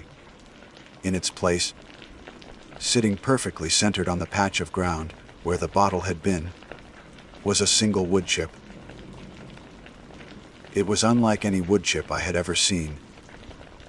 It wasn't a rough splinter from a chopping block. It was perfectly symmetrical, almost leaf-shaped and smooth to the touch, as if it had been sanded and polished. The cut was clean, precise, almost surgical. It was an artifact, a token. It was a message. I don't know what it means, but it was a message. I was here. I stood over you while you slept. I could have done anything I wanted. I took this, and I left you this. The implication was terrifying. This wasn't a thief in the night. This was a predator demonstrating its power, its proximity, its contempt. The chopping is louder today. It no longer feels like it's over the next ridge. It feels closer, more immediate. The sound is sharper, the impact more visceral. I'm going to try and hide. My maps, my GPS, my plans, they are all useless against this. My only hope is to disappear. I've gone off trail, deep into a thicket of sword ferns and rhododendrons so dense, I had to crawl on my hands and knees to get through. The ground here is a deep, soft carpet of moss that swallows all sound. It's a place no one would find by accident. Maybe if it can't see me, if it can't track me, it will leave me alone. I'm building my own shelter, weaving fallen branches together, piling ferns and moss on top for camouflage. It's a desperate, primitive act. I am no longer a cartographer mapping the wilderness. I am just an animal trying to build a burrow to hide from the thing that hunts in the night. Day 8 can't sleep. I haven't slept. How could I? The sun went down hours ago, plunging my tiny, self-made prison into absolute blackness. My shelter, which felt like a clever hiding place in the daylight, now feels like a coffin. It's barely large enough to lie down in, a cramped tomb of woven branches and damp ferns. Every rustle of leaves, every snap of a twig, sends a jolt of pure adrenaline through my veins. My body is a tightly wound spring of terror. I have my knife clutched in my hand, though I know it's a useless comfort. What good is a 4-inch blade? Something that can walk through the forest without a sound and steal from your side while you sleep. The chopping didn't stop at dusk. That was the first sign that this night would be different. All my life, I've known the rhythms of the natural world and the world of man. Men who chop wood stop when the light fails. It's a fundamental rule. But this sound, this entity, it doesn't follow rules. As darkness fell, the chopping didn't cease, it multiplied. It's all around me now. North, south, east, west. It's not one man with one axe anymore. It's a cacophony. From the north, a deep, heavy thud. Thud, like a massive tree being felled. From the east, a quicker, sharper tack. Tack, the sound of limbing a smaller pine. To the south and west, more rhythms join the chorus, each with its own unique cadence and timbre. It's like a dozen men are all clearing the forest at once. An invisible logging crew working in the dead of night. They are systematically dismantling the woods around my hiding place. The sound is a physical pressure, a concussive force that vibrates through the ground and into my bones. It's an orchestra of destruction, and I am at its center. And the splashing. God, the splashing. It's not in a creek anymore. It started an hour ago. A familiar sound in an unfamiliar place. Splish, splash, splish, splash. not from the dry ravine miles away, but from right outside my shelter. The sound of wet boots, heavy and sodden, walking in slow, deliberate circles. Just feet from where I'm hiding. It circles my little burrow again and again. It never stops. The ground here is soft, spongy moss. It shouldn't splash. There is no standing water. But the sound is undeniable, a wet, sloppy patrol in the pitch black darkness. He knows I'm here. That is the only conclusion my shattered mind can reach. This entire performance is for me. The stolen fuel, the misplaced marker, the impossible sounds. It was all a prelude to this. It was a game, and I was the pawn. Now, the game has entered its final stage. He isn't hunting for me anymore. He has found me. He's just waiting.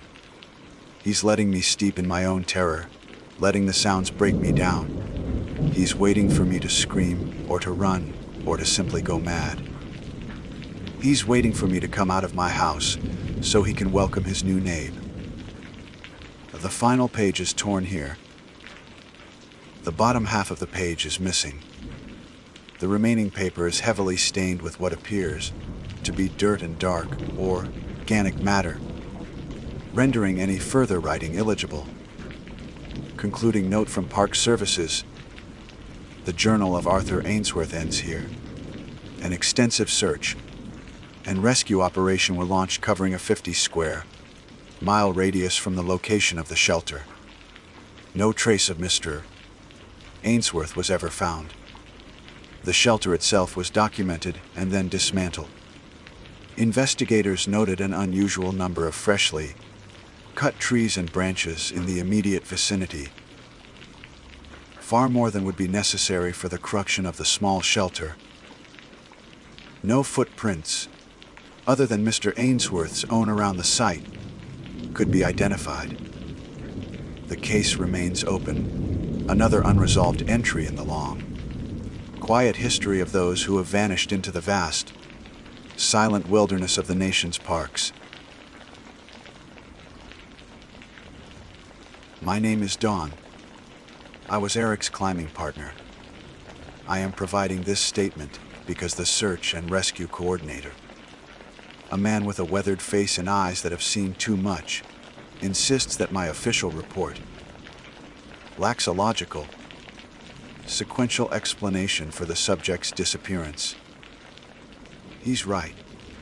There is no logical explanation for what happened on that mountain. There is only the truth, and the truth is not always logical.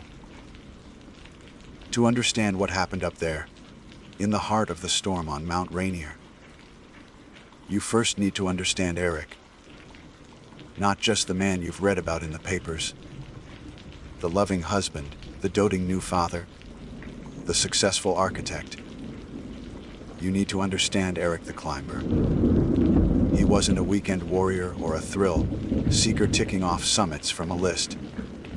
For him, the mountains were a cathedral, a place of worship. He moved through them with a reverence that bordered on religious.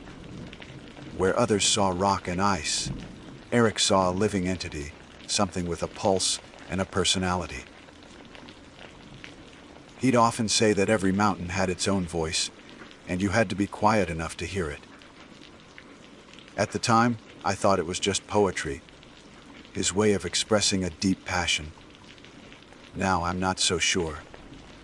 There were 3 of us on the rope team for Rainier: Eric, Trevor, and myself. We were a solid trio, balanced and experienced. Eric was our anchor, both literally and figuratively. He had more ascents under his belt than Trevor, and I combined. He was meticulous in his planning, checking every knot, every piece of gear. Not with the anxiety of a worrier, but with the calm precision of a surgeon. He instilled confidence. When you were roped to Eric, you felt an unspoken guarantee of safety. Trevor was the pragmatist, a geologist by trade. He saw the mountain in terms of strata, pressure points, and avalanche risk. He was all science and data. He trusted his instruments, his training, and the tangible evidence before him. If a weather report said clear skies, he believed it. If a route was marked as stable, he accepted it. He and Eric were great friends, a perfect balance of the spiritual and the scientific. Trevor grounded Eric, and Eric inspired Trevor. I was the bridge between them, sharing Eric's passion for the sublime beauty of the alpine world, but with a healthy dose of Trevor's respect for its objective dangers. We began our ascent under a perfect, cloudless sky, the kind of day that makes you feel immortal. The air was crisp and clean, and the mountains seemed to welcome us. For the first few thousand feet, the mood was light. We joked, shared stories, and fell into the familiar rhythmic crunch of crampons on snow. Eric was in his element. He pointed out the subtle shifts in the glacier's color, the way the light caught the ice formations, details Trevor and I would have missed. He seemed to be in a constant, silent dialogue with our surroundings. I remember one moment distinctly. We had stopped for a brief rest on a ridge called Disappointment Cleaver. Trevor was checking our GPS coordinates, and I was rehydrating. Eric, however, stood a little apart from us, not looking out at the panoramic view of the Cascade Range below, but up towards the summit. His head was slightly tilted, as if he were listening intently to something far away. There was no wind, just a profound silence. "Everything okay, Eric?" I asked. He turned to me, and his eyes had a strange, distant quality. He smiled, but it didn't quite reach his eyes. "It's quiet today," he said, which was an odd thing to say. It was always quiet at that altitude. Too quiet. Like it's holding its breath. Trevor scoffed good-naturedly. "The calm before the summit, my friend. Barometer's steady as a rock. We're making perfect time." Eric just nodded, his gaze drifting back towards the peak. The moment passed, but it left a small, cold stone of unease in my stomach. We reached the summit a few hours later. The feeling was, as always, euphoric. We were standing on the roof of Washington, with the world stretching out beneath us. We took the obligatory photos, grinning, arms around each other. But even in that moment of triumph, Eric was different. While Trevor and I were soaking in the 360-degree view, Eric stood facing the caldera, the volcanic crater at the heart of the summit. He was looking down into it, his expression unreadable. He hadn't brought out his camera. He didn't seem to be celebrating. He seemed to be contemplating. The change came, as it so often does in the high mountains, with shocking speed. One moment we were basking in the sun, the next, a thin, wispy cloud drifted over the summit. Then another. Within 15 minutes, the sky had turned from a brilliant blue to a bruised, slate gray. The temperature plummeted. The wind, which had been a gentle breeze, began to pick up a menacing howl. "A squall," Trevor stated, his voice tight with urgency. "Wasn't on the forecast. We need to descend. Now." There was no argument. We packed our gear with frantic efficiency, our earlier elation replaced by a cold, sharp focus. Eric was the last to get ready.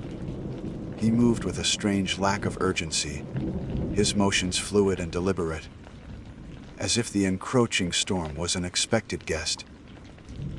We roped up for the descent, me in the lead, Trevor in the middle, and Eric, our most experienced, taking the crucial rear position.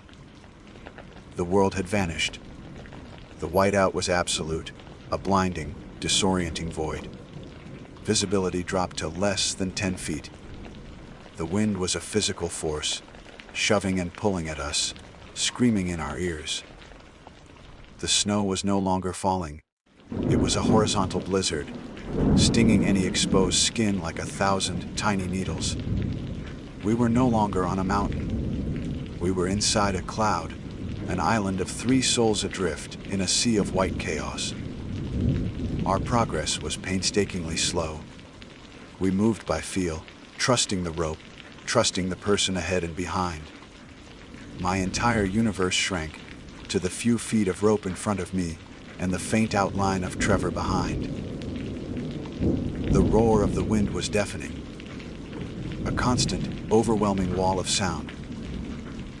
Yet through that chaos, I remember looking back over my shoulder, trying to catch a glimpse of Eric. To give a thumbs up, we both knew he couldn't see. Through a momentary swirl in the dense fog, I saw him. And what I saw terrified me more than the storm. Trevor and I were braced against the wind, our bodies tense, our faces grim masks of concentration. But Eric was calm. That's the only word for it. His shoulders were relaxed. He wasn't looking down at his feet, at the treacherous, icy slope that could claim us with one misstep. He was looking up, directly into the swirling heart of the blizzard, as if he were listening to a symphony that only he could hear. His expression was not one of fear or focus. It was one of serene, absolute attention. That was the last time I saw him clearly. A man at peace in the center of a hurricane. A man who seemed to have found what he was looking for. Not on the summit, but inside the storm itself. The descent continued in a state of heightened, nerve-shredding tension. The image of Eric's serene face, turned towards the storm's fury, was seared into my mind. It was a terrifying counterpoint to the chaos that enveloped us. Every instinct in my body screamed that we were in mortal danger. Yet the man who should have been our rock, our anchor, seemed to have already departed for another world. The wind was no longer just a sound. It was a malevolent presence. It clawed at our clothes, tried to rip the ice axes from our numb hands, and whispered insidious lies into our ears. The cold was a physical pain, a deep, invasive ache that settled into our bones. My world was reduced to 3 things: the ghostly white of the snow under my boots, the 50 feet of neon orange rope that connected me to Trevor, and the 50 feet of rope that connected him to the unnervingly calm man behind him. That rope was our lifeline, our only tangible connection to each other in the roaring void. Every tug, every bit of slack, was a form of communication, a confirmation that we were all still there, still fighting. We moved in a grim, synchronized rhythm. Plant the axe, kick a step, move. Plant the axe, kick a step, move. Time lost all meaning. It could have been minutes or hours. The constant barrage of wind and snow created a sensory overload that was both exhausting and hypnotic. And then I started to hear it. At first, I thought it was a trick of the wind, the way it can sometimes mimic voices or music as it whips through rock and ice. But this was different. Beneath the deafening roar, there was another sound. It was faint, melodic, and impossibly beautiful. It was a low, resonant hum, almost like a cello, but with a quality that was not of any instrument I had ever heard.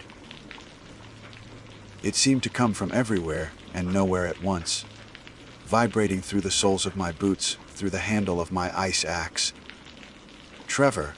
I yelled, my voice hoarse and immediately snatched away by the wind. "Do you hear that?" I felt a series of sharp tugs on the rope, our signal to halt. I braced myself, digging my axe deep into the ice. A moment later, his shape materialized out of the white, his face inches from mine, goggles frosted over. "Hear what?" he shouted over the gale. "I can't hear anything but this damn hurricane. A sound, like music." I felt insane even saying it. Trevor shook his head, his expression a mixture of concern and impatience. It's the altitude down. Auditory hallucinations. Your brain is starved of oxygen. Focus on your feet. We need to keep moving. He was right, of course. It was the logical explanation. Hypoxia can do strange things to the mind. I had read the manuals, I knew the symptoms. And yet, the sound persisted. It wasn't a hallucination. It was real. And it was getting louder, weaving itself into the fabric of the storm. It was a haunting, beautiful melody that spoke of vast, empty spaces and ancient, cold things. It was the mountain's voice. Eric's words from the ridge came back to me, and a new, more profound fear took root. He had said the mountain was holding its breath. Now, it was singing. I tried to push the sound away, to focus on Trevor's pragmatic advice. But the melody was seductive. It seemed to promise an end to the struggle, a release from the cold and the fear. It was a siren's call in a sea of ice. I found myself having to fight the urge to stop, to just stand and listen, to let the sound wash over me. I had to force myself to take each step, my muscles screaming in protest. It was then that the rope went slack. It wasn't the sudden, violent jolt of a fall. A fall would have ripped me off my feet. It wasn't the sickening lurch of a sliding body gathering momentum. This was different. It was a gradual, deliberate easing of tension. It felt soft. One moment, I felt the reassuring weight of two men behind me. A counterbalance against the mountain's pull. The next, a third of that weight was simply gone. The rope connecting me to Trevor was still taut, but the rope behind him now sagged, a dead weight in the snow. It felt wrong. Deeply, fundamentally wrong. We both stopped instantly, the change so profound it cut through our storm-induced stupor. Eric. Trevor's voice was a raw, desperate roar. Status! Talk to me. Man. There was no answer. Only the wind and that terrible, beautiful music that I could still hear, now seeming to swell in volume. York! I screamed, my voice cracking with panic. Silence. The kind of absolute silence that can exist in the middle of a deafening noise. The absence of a reply was more terrifying than any sound. Maybe his line got snagged. Trevor said, his voice lacking conviction. He was trying to find a logical reason, a foothold in a situation that was rapidly sliding into the abyss of the incomprehensible. Pull it in. Slowly. Our hearts hammered against our ribs. Our hands, clumsy and numb in our thick gloves, began the agonizing process of hauling in the rope. We pulled together, hand over frozen hand. The orange line snaked its way up the slope towards us, emerging from the white void. 10 feet. 20 feet. It felt impossibly light. Dread, cold and heavy, settled in my gut. We were both thinking the same thing. The rope had snapped. He was gone. He had fallen, and we hadn't even felt it. 30 feet. 40 feet. The rope was still intact. A flicker of hope ignited. Maybe he had just unclipped to fix a piece of gear and would re-clip any second. It was a breach of protocol, but it was survivable. Eric, if you can hear me, clip back in. Trevor bellowed. The rope kept coming. 50 feet. 60. Finally, the end of the line appeared. And we stared at it in stunned, horrified disbelief. The rope had not snapped. There, at the very end, was the figure 8 loop that Eric himself had tied that morning. It was perfect, undisturbed. The knot was exactly as it should be, but the carabiner was gone. His locking carabiner, the triple, action, bomb-proof piece of metal that had connected him to the rope, to us, to his own life, was missing. He hadn't fallen. The rope hadn't broken. He had, with conscious, deliberate intent. In the middle of a lethal storm at 13,000 feet, reached down, unscrewed the locking gate on his carabiner, and unclipped himself from his own lifeline. He had detached himself from us. He had set himself free. The coordinator asked me if he could have been suicidal. No, absolutely not. He was the most life-affirming person I knew. He had a wife, a new baby. He wouldn't do that. But there's something I left out of the official report. Something I was afraid to say because it sounds insane, and I can still see the skepticism in the coordinator's eyes. Just before the rope went slack, I took one last, fleeting glance over my shoulder. The fog, the swirling snow, it parted for just a fraction of a second, a tiny window into the chaos. Eric was looking right at me, and he was smiling. It wasn't a grimace of pain or a rictus of fear. It was a smile of pure, unadulterated bliss, a look of ecstatic release, as if he had just been told the most wonderful secret in the universe. The moment we saw the empty loop of rope, something broke. Not on the mountain, but inside of us. Trevor let out a sound that was half sob, half scream, a raw, animal noise of pure anguish. He fell to his knees, clutching the useless rope, as if it were Eric's hand. For a moment, the pragmatist, the scientist, was gone, replaced by a man utterly lost to grief. I, on the other hand, felt a strange and terrifying calm wash over me. The sight of that perfect knot confirmed the impossible truth that had been forming in my mind. Ever since I saw Eric's blissful smile, this was not an accident. This was a choice. The music, the mountain's haunting melody, had stopped. Its purpose was served. All that remained was the raw, brutal howl of the wind. The silence left by the music was more profound and terrifying than the sound itself. It was as if a spell had been broken, and we were left to face the grim, physical reality of our situation. We were two people, not three, and we were still a very long way from safety. The rest of the descent is a blur of pain and fear, a nightmare painted in shades of white and gray. We had to abandon the 50 feet of rope that once connected us to Eric. We couldn't bring ourselves to cut it, so we unknotted it from Trevor's harness and let it fall into the snow, a final, silent offering to the storm. Now there was only one rope, the one between Trevor and me. It felt different. It was no longer a symbol of teamwork and trust, but a desperate, grim tether of mutual survival. We didn't speak. What could we possibly say? How could he explain his grief? How could I explain my terror, which was born not from the thought that Eric had died, but from the chilling certainty that he hadn't? We moved like automatons, driven by the most primal instinct to live. Every step was an agony. Every gust of wind threatened to tear us from our precarious hold. But the greatest struggle was internal.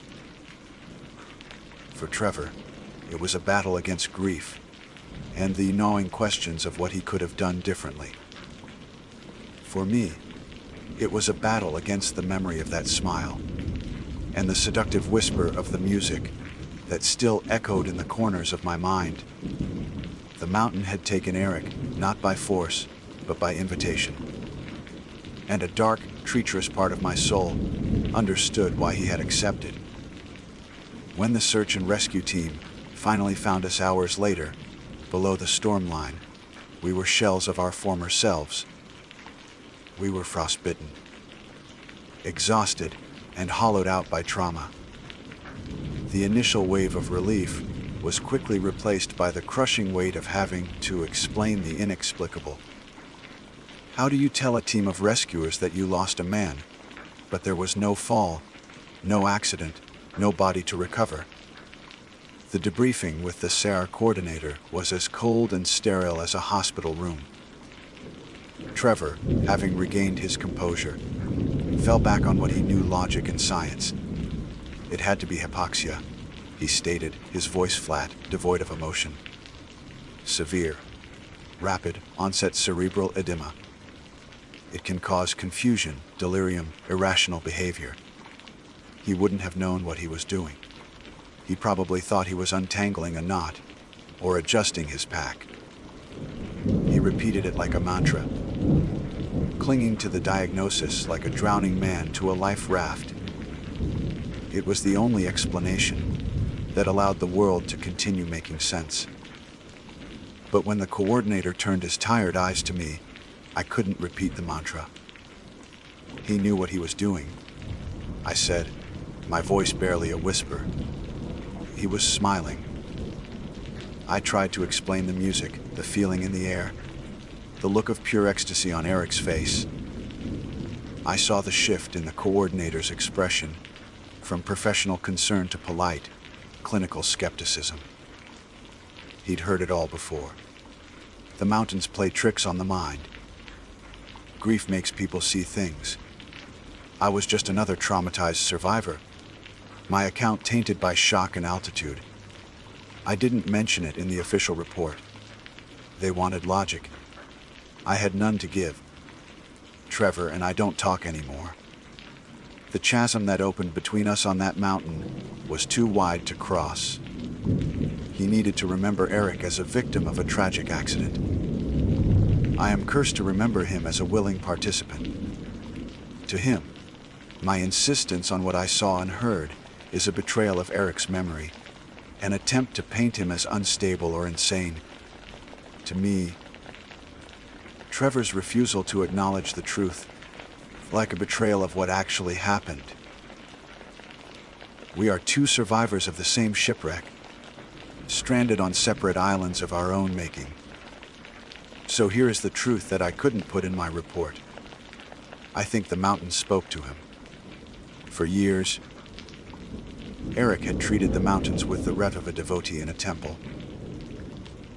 On that day, the god of that temple finally answered. In the roar of the storm, he heard a voice that the rest of us could not. It wasn't a voice of terror or malice. It was a siren's call, a promise of something more profound than life. It told him that the summit he just stood on wasn't the real peak. It told him there was a higher place to ascend to, a place beyond the rock and ice. It told him that the rope, the very thing that was supposed to keep him safe and tethered to our world, was actually a chain holding him back from his true purpose. It told him to let go. Eric didn't fall off that mountain. He didn't jump in a fit of despair. He walked off it. He ascended into the heart of the storm, into the arms of the entity he had worshipped for so long. He unclipped his carabiner and stepped into eternity, not with a scream, but with a smile of absolute bliss. And the most terrifying part, the secret that keeps me awake at night, staring into the darkness. It's that for one fleeting, horrifying second, as I saw the look of ecstatic release on his face, I almost understood why. As the beautiful, terrible music swelled around me, I felt a pull, a temptation to do the same. I almost wanted to unclip too. I almost wanted to hear the end of the song. My name is Samuel Hobbs, and the weight of my years is measured not in seasons, but in the faces of the lost. For 3 decades, I dedicated what time I could spare from my own life to the Ozark Search and Rescue Team.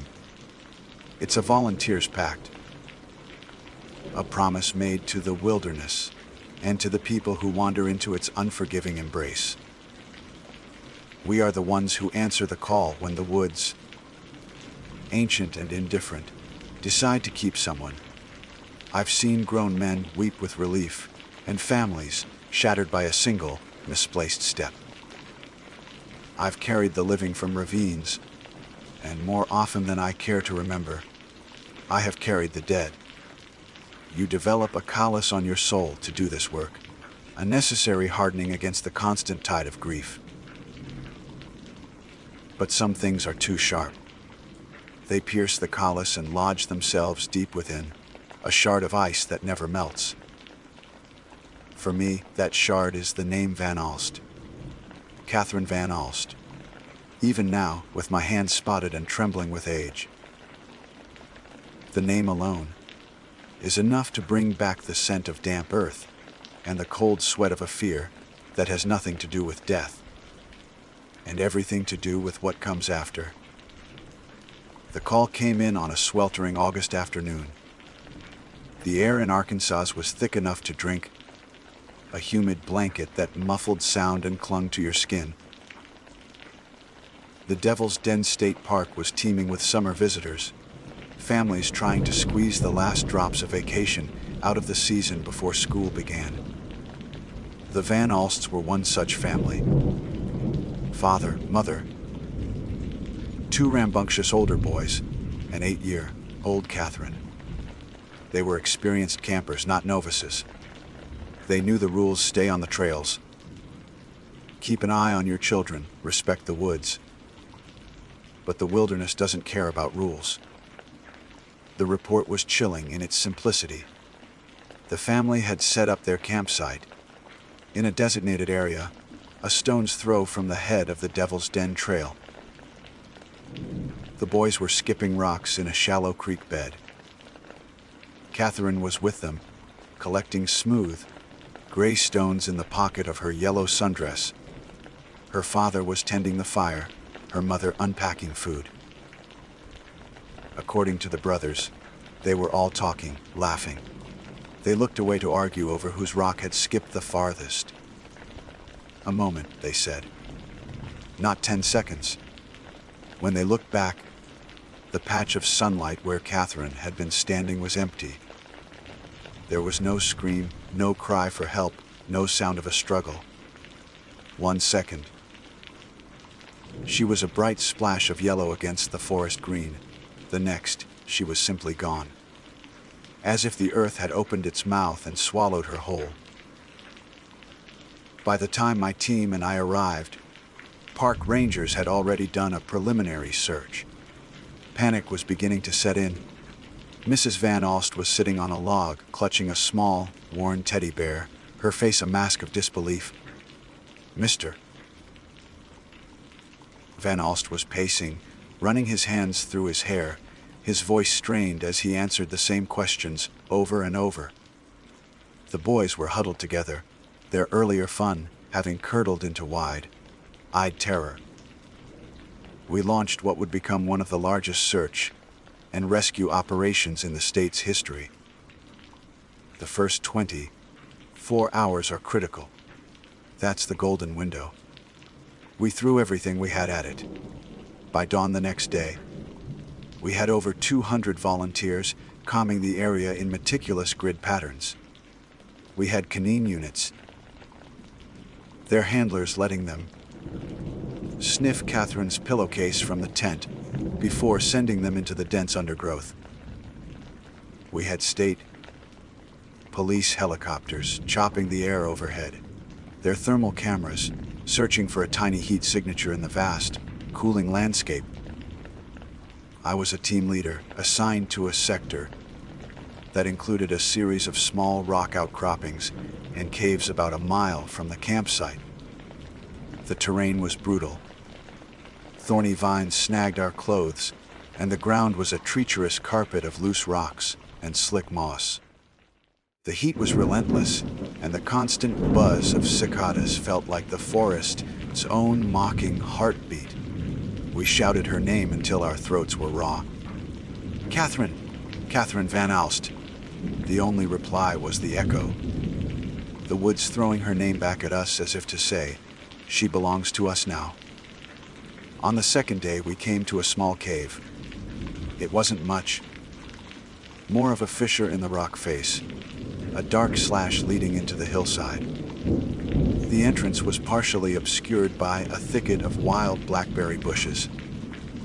It felt cold, a pocket of night in the middle of the day. We followed procedure. We called her name into the darkness. We listened. Nothing. The dog teams arrived. We led 2 different dogs, a German shepherd and a bloodhound, to the cave entrance. They sniffed the air, whined a little, but showed no interest. They didn't pick up a scent trail leading in or out. Their handlers were adamant no one had been in there recently. Still, we had to be certain. 3 of us strapped on headlamps, pushed through the thorny branches, and went inside. The air grew instantly cold and smelled of wet stone and decay. Our beams cut through the oppressive blackness, revealing a small, damp chamber. It was a dead end. The walls were slick with moisture, and the floor was bare rock and gravel. It was no more than 15 feet deep. We swept our lights over every inch of it. It was empty. Utterly, completely, definitively empty. We marked it on our maps as CO and moved on. The cold of the cave clinging to us for 100 yards back in the sweltering heat. For 6 days, we found nothing. Not a footprint. Not a scrap of her yellow dress. Not a single one of the gray stones she'd collected. It was impossible. A child, especially a small one, always leaves a sign. A dropped toy, a snagged thread, a scuff mark in the dirt. But Catherine Van Alst had vanished from the world without a trace. Hope began to curdle into a grim, unspoken dread. The search teams grew quieter, their faces etched with exhaustion and defeat. The news crews started packing up. The search was being scaled back. We all knew what it meant. We were no longer looking for a little girl. We were looking for a body. On the morning of the 6th day, a sense of finality hung in the air. We were conducting one last, hopeless sweep of the sectors closest to the camp before the operation was officially called off. My team was assigned the same area we'd covered on day 2. It was a formality, a way to tell the family we had truly done everything we could. We were walking past the same thicket of blackberry bushes, past the same dark slash in the rock we had cleared days ago. It was a place of failure, a place we had triple checked and found empty. We almost didn't even look at it, but we did. And that's when we saw it. From the dark, cold mouth of the cave, a little girl crawled out into the morning light. She was wearing a yellow sundress. She blinked, adjusted her eyes to the brightness, and stood up. She wasn't dirty. She wasn't crying. She wasn't scared. She looked at our team of grizzled, heartbroken men, raised a small hand in a delicate wave, and said, in a voice as clear and calm as a bell, "Here I am." For a moment that stretched into an eternity, none of us moved. We were 6 grown men, veterans of the woods, armed with radios, maps, and years of experience, and we were frozen in place by the impossible sight of this little girl. The world seemed to hold its breath. Then, the spell broke. One of the younger volunteers, a kid named Miller, let out a choked sob of relief. That single sound was like a starting pistol. The radio on my shoulder crackled to life as I fumbled for it, my voice thick with an emotion I couldn't name. "Base, this is Hobbs. Team 4. We have her. We have Catherine Van Alst. She's alive." The response was a burst of static and incredulous shouting. The news spread through the search teams like wildfire, a wave of pure, unadulterated joy. A miracle. That was the word everyone used. A miracle in Devil's Den. The reunion was chaos and catharsis. The park rangers brought the parents up in an ATV, their faces a frantic mixture of hope and terror. When Mrs. Van Alst saw Catherine standing there, perfectly fine, a sound came out of her that wasn't a word, but the raw essence of a mother's love and anguish released all at once. She ran. stumbling over the uneven ground, and swept the little girl into her arms, burying her face in her daughter's hair, her body shaking with sobs. Mr. Van Alst fell to his knees beside them, his own tears flowing freely. It was the scene we all lived for, the perfect ending that so rarely came. Reporters who had been packing their vans came rushing back, cameras flashing, microphones extended. It was the story of the year. The lost girl, found. But I stood back. Amid the celebration, the cold shard of ice in my soul was beginning to twist. My mind, trained to see details, to notice things that are out of place, couldn't shut down. And everything was out of place. She had been missing for 6 days in the Ozark wilderness. We had men on our team treated for dehydration, heat exhaustion, and severe insect bites after just a few hours. Yet Catherine stood there in her yellow sundress, the fabric clean, as if it had just come out of the laundry. Her skin was clear, without a single scratch from the thorny bushes we'd fought through to get to the cave. There was no dirt under her fingernails, no mud on her shoes. She looked like she had just stepped out of her family's car, not a damp, dark hole in the ground where she'd supposedly spent nearly a week. The medics, fighting their way through the reporters, tried to check her over. They were gentle, their voices soft. "Are you hungry, sweetie? Are you thirsty?" Catherine looked at them with a placid, almost bored expression. "No, thank you," she said politely. "I ate already." "You did?" the medic asked, trying to keep his tone light. "What did you eat?" "Berries," she said, her voice even and untroubled. They were warm, like little drops of sunshine, and I slept on a bed of soft, warm grass. I felt a chill crawl up my spine, despite the oppressive humidity. I had been in that cave. The medic hadn't. I knew what was in there: sharp gravel, slick mud, and bare, cold rock.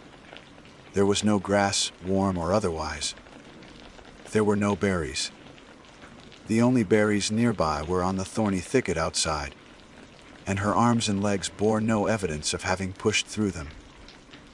She wasn't dehydrated. She wasn't malnourished. The medics confirmed it later. She was in perfect health. It was medically, physically impossible. The relief of the moment was a powerful tide, and it swept everyone else along. They saw a miracle. I saw a series of questions without answers. They saw a brave little girl. I saw a calm that was deeply, profoundly unnatural. A child who had been lost in the dark for 6 days should have been terrified, hysterical, or withdrawn. Catherine was none of these things. She was serene. The moment that truly cemented my fear came when her mother, finally regaining some composure, pulled back from their embrace. Her hands were still clutching the little brown teddy bear Catherine had apparently treasured, the one Mrs. Van Alst had held like a holy relic for 6 straight days. "Oh, Katie, look," she cried, her voice thick with happy tears. You forgot Barnaby! "He missed you so much." She pressed the worn, stuffed bear into her daughter's arms. Catherine took the bear. She looked down at it, turning it over in her small hands. But there was no spark of recognition in her face, no joy at being reunited with a beloved toy. There was only a polite, detached curiosity. She looked at the bear the way a scientist might look at a specimen, an object of mild interest, but no emotional connection. She looked up at her mother, who was too lost in her own joy to notice, and then her gaze drifted past her, across the small clearing. Her eyes met mine. That's when I saw it. I had seen the missing posters plastered on every tree and storefront for miles. I knew the pictures of Catherine Van Alst by heart. A smiling, gap-toothed girl with bright, vibrant sky blue eyes, the color of a clear summer morning. The little girl who stood before me had blue eyes, yes, but it was the wrong shade of blue. Her eyes were a deep, dark sapphire, the color of the ocean depths, ancient and cold. And, as she looked at me over her mother's shoulder, holding the unfamiliar teddy bear, I saw something in those eyes that did not belong in the face of an 8-year-old child. It was an intelligence, a knowing, that felt impossibly old. It was vast and cold and utterly, bone-chillingly terrifying. It was a look that said, "I see you. I know that you know." In that instant, I knew with a certainty that defied all logic that this was not the same little girl who had vanished 6 days earlier. We hadn't found Catherine Van Alst. We had found something else. Something that was wearing her face and her yellow sundress like a costume. The family was quickly escorted away, shielded from the press and the well-meaning but overwhelming crowd of volunteers. The official story was cemented a resilient child, a story of survival against all odds. The inconsistencies were explained away as the confused ramblings of a traumatized girl. The papers called her Miracle Katie. But I couldn't sleep. I would lie awake at night, seeing those sapphire, blue eyes in the dark. I saw the polite confusion as she looked at her own teddy bear. I heard her clear, calm voice describing warm grass in a cold, dead cave. I tried to talk to one of the park rangers about it a week later, a man I'd known for years. I mentioned the state of her clothes, her lack of hunger, the story about the grass. He just clapped me on the shoulder. "Sam, for God's sake, let it go," he'd said with a wary smile. "The girl's safe. That's all that matters. Don't go looking for ghosts in a miracle." But I knew what I had seen, and it wasn't a ghost. It was something far, far worse. Life is supposed to move on. That's what everyone tells you. The news cycle spins, the seasons turn, and even the most shocking events fade into memory, becoming anecdotes and local legends. For a while, it seemed like the story of Catherine Van Alst would do just that. The family left Devil's Den a day after she was found, retreating from the public eye to heal. The official narrative was sealed a lost child, a miraculous survival, a happy ending. The world accepted it, celebrated it, and moved on. But I couldn't. That cold, ancient intelligence I'd seen in a little girl's eyes had burned itself onto the back of my mind. I saw it when I tried to sleep. I saw it in the faces of other children. I found myself unable to participate in the back, slapping relief that permeated the SAR team. While they saw a victory, I saw a terrifying substitution. A cuckoo in the nest. I kept my distance, but I heard things. The Van Alsts returned to their quiet suburban life, but the fabric of it had been irrevocably altered. A friend of mine lived a few streets over from them and would pass on snippets of neighborhood gossip. Catherine's brothers, once boisterous and inseparable from their sister, were now quiet and withdrawn around her. They avoided her, making excuses to play elsewhere. The family stopped having guests over. The laughter that had once spilled from their home fell silent. The most disturbing stories came from the school. Catherine, who had been a normal, happy, go-lucky child, was now different. She was academically brilliant, absorbing information with an unnerving speed and retaining it perfectly. She spoke with a vocabulary far beyond her years, sometimes using words and sentence structures that made her teachers pause. But she was emotionally vacant. She didn't play with the other children during recess. She would simply stand by the fence, watching them with that same placid, analytical curiosity I'd seen when she looked at her teddy bear. She never laughed, never cried, never showed anger. She was a perfect, polite, empty vessel. Her parents, from what I could gather, were trapped in a state of desperate denial. What could they do? To admit something was wrong with their daughter would be to admit the unthinkable, that the child they had welcomed back was not their own. It would mean that their real daughter was still gone, lost to the woods forever. So they played along. They made excuses for her strange behavior. They praised her academic achievements. They loved the thing that looked like their daughter, because the alternative was a grief too profound to bear. About 6 months after the incident, my unease became too much to contain. I felt a desperate, irrational need to see for myself, to confirm the fear that was eating me alive. On a cold, gray Saturday, I drove to their neighborhood. I didn't have a plan.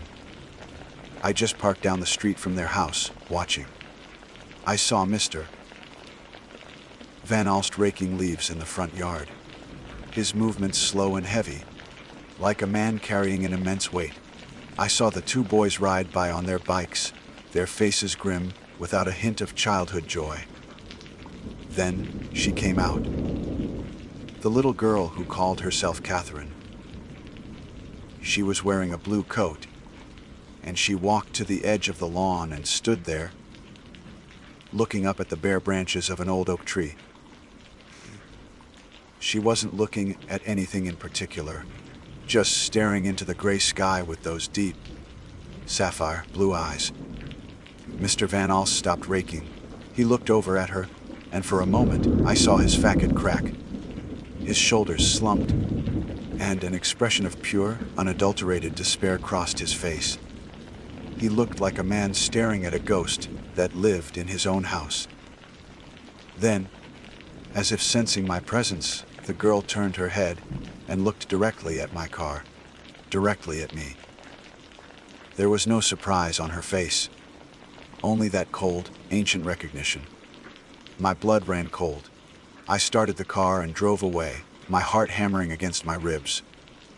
A few years passed. The Van Alst case became a footnote in the SAR archives. I tried to forget, to bury the memory under new cases, new tragedies, new triumphs. But it never left me. It was the one puzzle I could never solve, the one wound that never healed. Then, one day, they were gone. The "for sale" sign appeared in their yard overnight. They sold the house in a week, taking the first offer that came in. They didn't say goodbye to the neighbors. The boys were pulled out of school without any notice.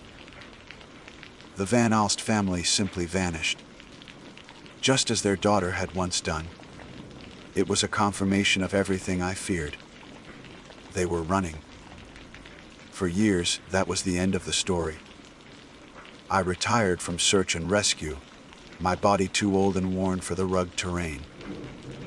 I settled into a quiet life, haunted by the ghosts of the lost. But the Van Alst girl was different. She wasn't a ghost of the dead. She was a ghost in the land of the living. Last year, on a sleepless night, I found myself typing their name into a search engine. I don't know why. Maybe I just needed to know. I scrolled through pages of old news articles about the miracle, rescue, and then I found it. A small, insignificant link to a digitized newspaper archive from a local paper in a tiny town in coastal Oregon. The headline was simple: "Family of 4 dies in house fire." My hands trembled as I clicked the link. The article was short, just a few paragraphs. The date was from about 5 years after they had left Arkansas. The victims were identified as the Van Alst family. A tragic accident, the article said. The fire had started late at night and spread with terrifying speed. The neighbors heard nothing until the house was fully engulfed in flames. But it was the last paragraph that made me stop breathing. It was a quote from the local fire marshal. He called the blaze anomalous. The point of origin had been conclusively identified as the little girl's bedroom. But the intensity of the heat in that one room was something he'd never seen before. It had burned far hotter than a normal house. Fire should. Hot enough to warp the steel frame of her bed and turn the floor to ash. It was, he said, as if the fire itself had a will, a concentrated, malevolent energy.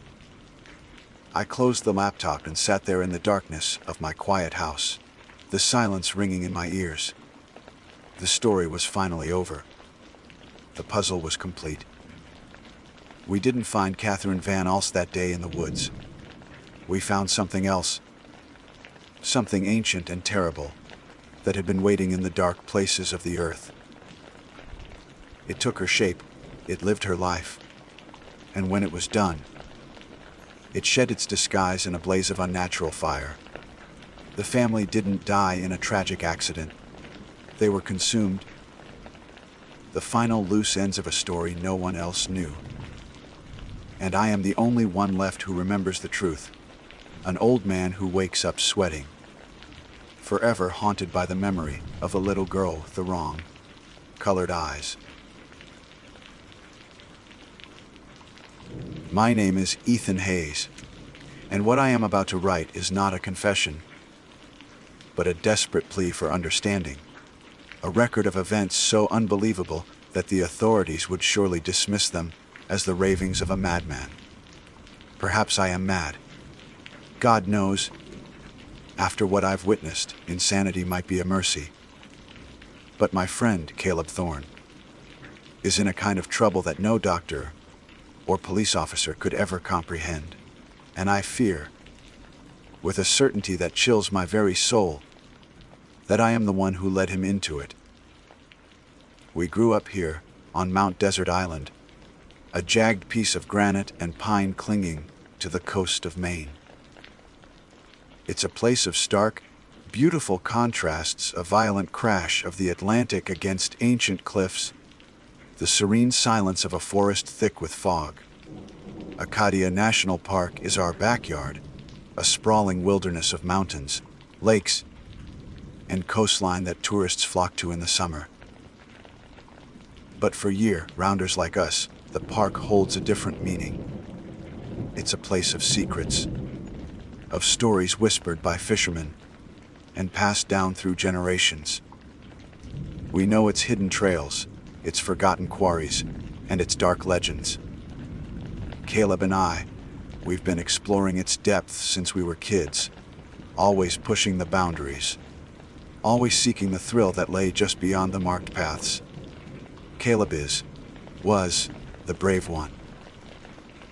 He's the kind of person who seems to vibrate with life, his laughter loud and infectious, his eyes always scanning the horizon for the next adventure.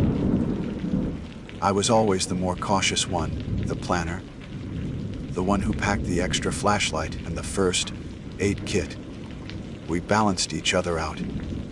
He pushed me to be bolder, and I kept him from things like this.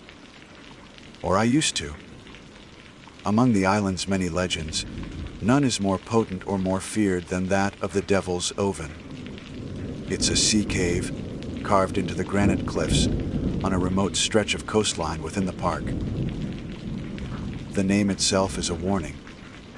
Local lore paints it as a place of profound malevolence. Some stories claim it's a thinning, a place where the veil between our world and another, a much darker one, is worn perilously thin. Others speak of old rituals, of islanders in centuries past who would leave offerings at its mouth to appease whatever dwelt within. The most persistent tales, the ones that captivated Caleb and me, were of the lights. Strange, ethereal lights that could be seen flickering in its depths on the darkest nights, lights that were said to lure the unwary to their doom. The cave's most terrifying feature, however, is its accessibility. It can only be reached during the lowest of tides. To enter is to willingly place yourself in a trap, with the full, crushing weight of the Atlantic as your jailer. Misjudge the tide, and you will be consumed. Last night was the new moon. The sky was a black, starless void, and the tide was predicted to be the lowest of the month. It was a perfect storm of opportunity and foolishness. We were at my place, the wind howling outside, the conversation inevitably turning to the devil's oven. It started as a joke, what if? But with Caleb, what ifs have a dangerous way of becoming why nots. The dare was unspoken at first, a glint in his eye, a challenge that hung in the air between us. I should have said no. I should have laughed it off, changed the subject, done anything else. But I didn't. Some part of me, the part that had always lived in Caleb's adventurous shadow, felt the pull. The drive to the trailhead was silent and tense. The familiar roads of the park seemed alien in the oppressive darkness. We parked the car and began the trek, our flashlight beams cutting feeble paths through the dense woods. The air grew colder, heavy with the smell of salt, damp earth, and decaying pine needles. Soon, the sound of the forest gave way to the sound of the sea. Not the usual roar, but a soft, rhythmic shushing, as if the ocean were holding its breath. We emerged onto the shore, and the sight was breathtakingly eerie. The new moon offered no light, so the world was painted in shades of gray and black. The tide had receded farther than I had ever seen, exposing a vast, alien landscape of slick seaweed, covered rocks and glistening tide pools that held the inky sky in their reflection. And there, at the base of the towering cliff face, was the cave. It was not a grand entrance, but a jagged, black wound in the rock, a maw that seemed to inhale the silence and exhale a palpable sense of dread. "Well," Caleb whispered, his voice unnaturally loud in the stillness. "The devil's home." My heart was hammering against my ribs. Every instinct screamed at me to turn back. But Caleb was already moving, his steps sure-footed on the treacherous rocks. I followed, my boots slipping and sliding, the cold, wet stone leaching the warmth from my body. The entrance to the cave was like stepping into another world. The temperature dropped instantly, and the air became thick, heavy, and still. It carried a strange, metallic tang, like ozone after a lightning strike. And there was a sound, or rather, the absence of it.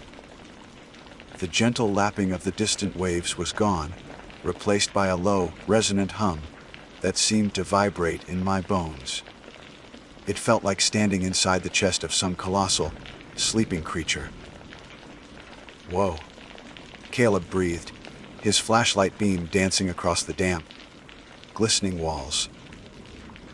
The rock inside was different, smoother, almost polished, and streaked with veins of a mineral that glittered like trapped stars. We moved deeper, the entrance shrinking behind us until it was just a small, gray patch of lesser darkness. And then we saw them. At first, I thought my eyes were playing tricks on me. A faint pinprick of light deep in the cavern's throat. It blinked once, then twice. It was a soft, sickly green, the color of phosphorescent decay. Another one appeared beside it, and then another, until a small cluster of them flickered in the distance. They were like fireflies, as the stories said, but their movement was all wrong. There was no rhythm, no pattern. They drifted lazily, pulsed erratically, and sometimes vanished only to reappear a few feet away. They seemed intelligent. We stood frozen, a mixture of terror and awe rooting us to the spot. This was it. The legend was real. We had seen the lights of the Devil's Oven. My mission was accomplished. It was time to leave. "Let's go," I said, my voice a dry croak. We've seen it. The tide. Wait. Caleb interrupted, his voice hushed with wonder. He wasn't looking into the cave anymore. He was looking back towards the entrance, at the beach we had just crossed. He pointed with a trembling hand. Ethan, they're not just in here. I turned, my blood running cold. He was right. The little green motes of light were no longer confined to the back of the cave. A few of them were drifting just outside the entrance, hovering over the wet seaweed. As we watched, more appeared, seeming to rise from the tide pools and the slick rocks themselves, dancing in the air like malevolent sprites. The entire beach was coming alive with them. The humming in my ears grew louder. We weren't observing them, we were surrounded by them. Caleb was mesmerized, his face bathed in their faint, ghostly glow. He took a step forward, out of the cave and back onto the shore. Caleb, now, I warned, my voice sharp with panic. Don't, let's just get out of here. Now? He didn't seem to hear me. He was walking slowly towards the nearest cluster of lights, which hovered over a shallow pool of seawater. He moved as if in a trance, his hand outstretched. They're beautiful, he murmured. Caleb, don't touch them. I yelled, taking a step to grab him. But I was too late. He reached out, his movements slow and deliberate, and cupped his hand around one of the tiny, dancing lights. For a second, it hovered in his palm, pulsing with a soft, green luminescence. Then he screamed. It was a raw, guttural sound of pure agony that echoed off the cliff face. He snatched his hand back as if burned, stumbling away from the lights. The one he had held simply winked out of existence. What happened? Are you okay? I rushed to his side. He was cradling his hand to his chest, his face pale with shock. It was cold, he gasped, his teeth chattering. So cold. My hand, I can't feel my hand. That's when we heard it. A low, gurgling roar that was not part of the humming. It was the tide. It had turned. The sound spurred us into action. All thoughts of our lights were replaced by the primal fear of the returning ocean. We ran, scrambling over the treacherous rocks, our ankles twisting, our lungs burning. We didn't look back. We burst through the tree line and didn't stop running until we reached the car, throwing ourselves inside and locking the doors, as if whatever was on that beach could follow us. For a long moment, we just sat there, panting, the silence of the car deafening after the chaos. Let me see your hand, I said finally, fumbling to turn on the car's dome light. He held it out, still trembling. In the weak yellow light, I could see nothing at first. No burn, no cut, no mark at all. It feels numb, he said, flexing his fingers slowly, like I slept on it wrong. But as I looked closer, my breath caught in my throat. On the tips of his fingers, where he had touched the light, a faint, silvery pattern was emerging on his skin. It was impossibly delicate and complex, like a snowflake or frost forming on a winter windowpane. It was a crystalline, geometric pattern that seemed to shimmer, to catch the light in a way that skin should not. And as we watched in horrified silence, we could see it spreading, the fine, crystalline lines branching out from his fingertips, creeping slowly and inexorably over his knuckles and onto the back of his hand. The tide was coming in, and it had brought something back with it. The drive back to Caleb's house was the longest 10 minutes of my life. Neither of us spoke. The only sounds were the hum of the engine, the crunch of gravel under the tires, and Caleb's ragged, shallow breathing. I kept glancing over at him. He sat rigidly in the passenger seat, staring straight ahead, his left hand held tightly in his lap. His right hand, the afflicted one, lay palm up on the seat between us. I couldn't stop looking at it. Under the dim glow of the dashboard lights, the crystalline pattern was undeniable. It was no longer faint. The silvery, geometric lines were now stark and defined against his skin, like intricate frostwork etched into glass. They had crawled past his wrist and were now snaking their way up his forearm. A silent, relentless invasion. The sight was hypnotic and repulsive. It was a thing of impossible, alien beauty, and it was consuming my best friend. I should have been driving him to the hospital. Any sane person would have. But what would I have said? My friend touched a ghost light in a haunted cave, and now he's turning into a chandelier. They would have locked me in a psychiatric ward and treated him for frostbite or some unknown allergic reaction. And I knew, with a certainty that defied all logic, that this was beyond any medical science. This was something ancient and elemental. This was the work of the devil's oven. My guilt was a physical weight, pressing down on my chest, making it hard to breathe. I was the one who hadn't said no.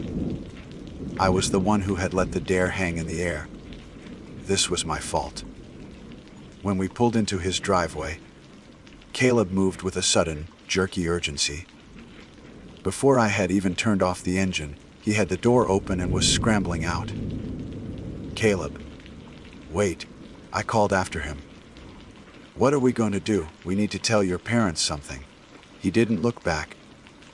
Nothing happened, he said, his voice flat and distant, utterly devoid of his usual warmth. We went for a walk. I'm tired. I'm going to bed. He practically ran to the front door, fumbling with his keys, and disappeared inside. I sat in the car for a moment, my mind racing. Nothing happened. I looked at the passenger seat where he had been, half expecting to see a residue of frost. I followed him into the house, my heart pounding with a new kind of fear. This wasn't just a physical ailment, it was changing him, closing him off. His parents, the Thorns, were in the living room reading. They were good people, kind and always welcoming. Mrs. Thorn looked up with a warm smile that quickly faded into a look of concern. Ethan, hello. Is everything all right? Caleb just flew past us like the hounds of hell were on his heels. He's just tired, Mrs. Thorn. I lied, the words tasting like ash in my mouth. We went for a long hike, wore ourselves out. Mr. Thorn peered at me over his glasses. You boys look like you've seen a ghost. You're pale as a sheet, Ethan.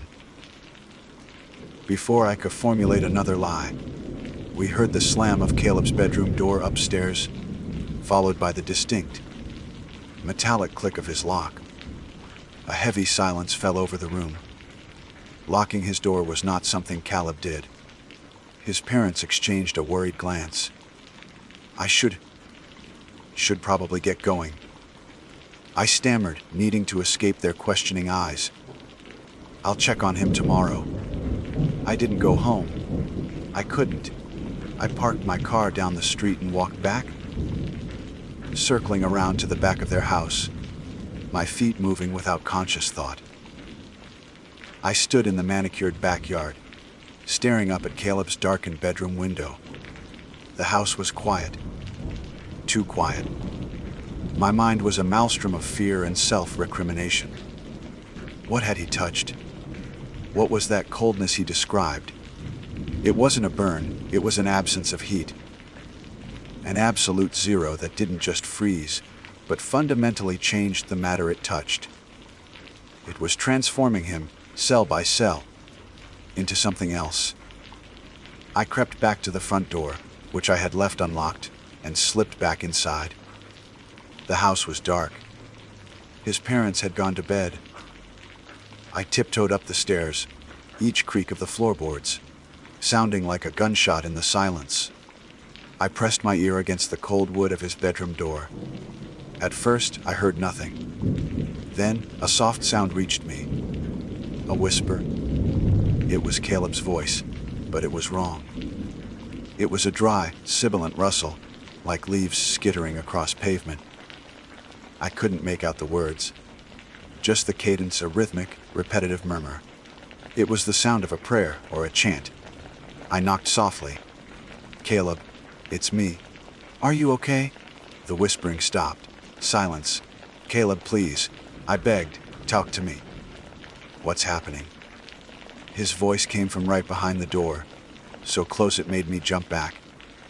It was still his voice, but it was thin and stretched, like a recording played at the wrong speed. "It's calling me back, Ethan." "What is?" "The cave."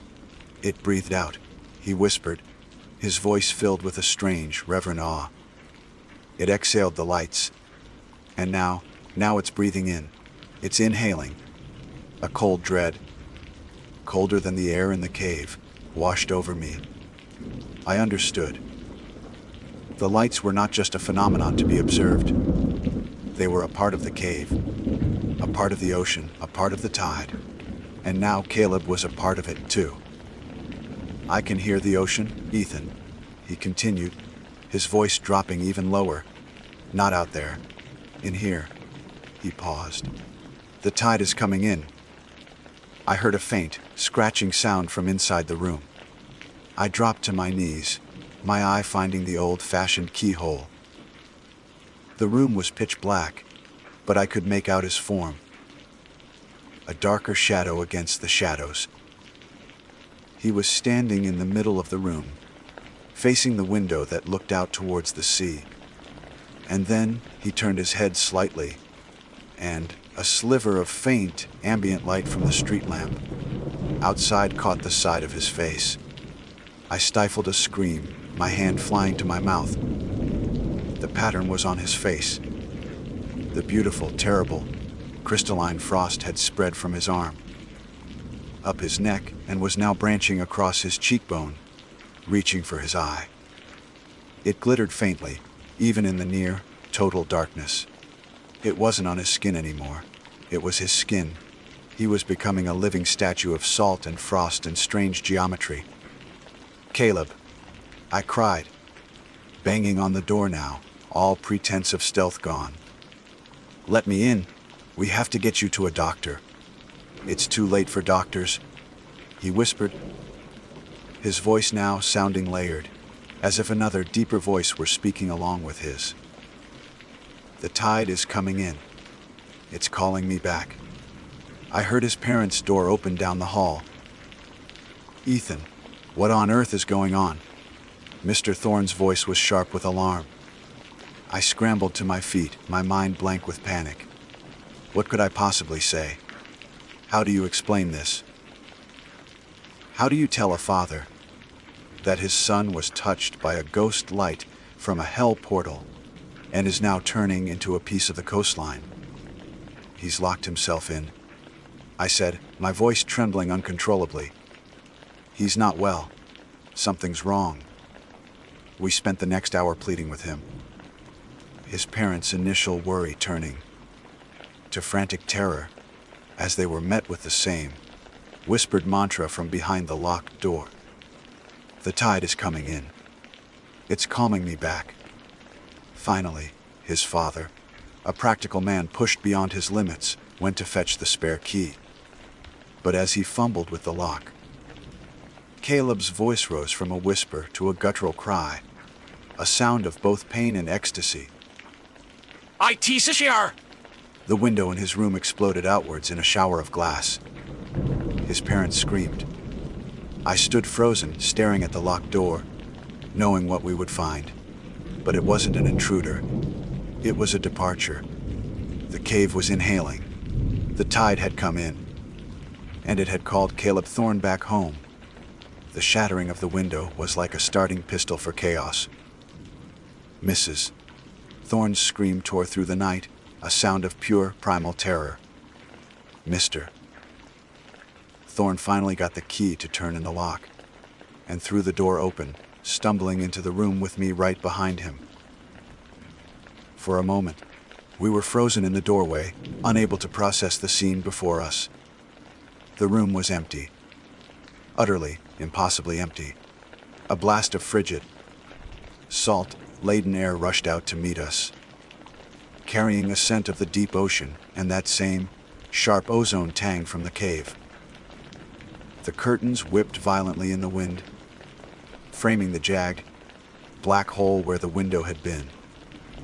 Shards of glass littered the floor like fallen stars. But there was no sign of Caleb. No blood, no footprints in the glass. No indication that a person had just violently exited the room. It was as if he had simply dissolved into the night air. Mrs. Thorne collapsed, her sobs echoing in the violated space. Mr. Thorne, his face a mask of disbelief, rushed to the broken window, peering out into the darkness, as if expecting to see his son lying in the yard below. But there was nothing. Only the manicured lawn, the sleeping houses of the neighborhood, and the distant, indifferent sound of the wind in the pines. My eyes darted around the room, searching for some clue, some piece of evidence that what I knew had happened was real. And then I saw it. On the windowsill, where the glass was gone, was a delicate, feathery pattern of frost. It was the same crystalline, geometric design that had consumed Caleb's skin. It glittered in the faint light from the hallway, a beautiful, terrible signature left by the thing that had taken him. I felt a wave of nausea. I wanted to point to scream. Look, that's it. That's what took him. But the words died in my throat. How could I explain a pattern of frost on a mild autumn night? The hours that followed are a blur of flashing lights, hushed voices, and the suffocating weight of my own deceit. The police arrived, their calm, procedural manner a jarring contrast to the Thorns' raw grief and my own silent hysteria. They asked questions, and I gave them the only answers I could. A carefully constructed web of half-truths and omissions. We went for a hike in the park, I told the grim-faced officer. He seemed down, I guess. Quiet. Did he say anything? Mention running away. Or hurting himself. No, I lied. Nothing like that. He just said he was tired and went to his room. They treated it as a runaway case. A troubled teen who had a fight with his parents. Though the Thorns insisted there had been no fight, and staged a dramatic exit. They noted the locked door, the shattered window. They took my statement. Their eyes filled with a professional sympathy that felt more like suspicion.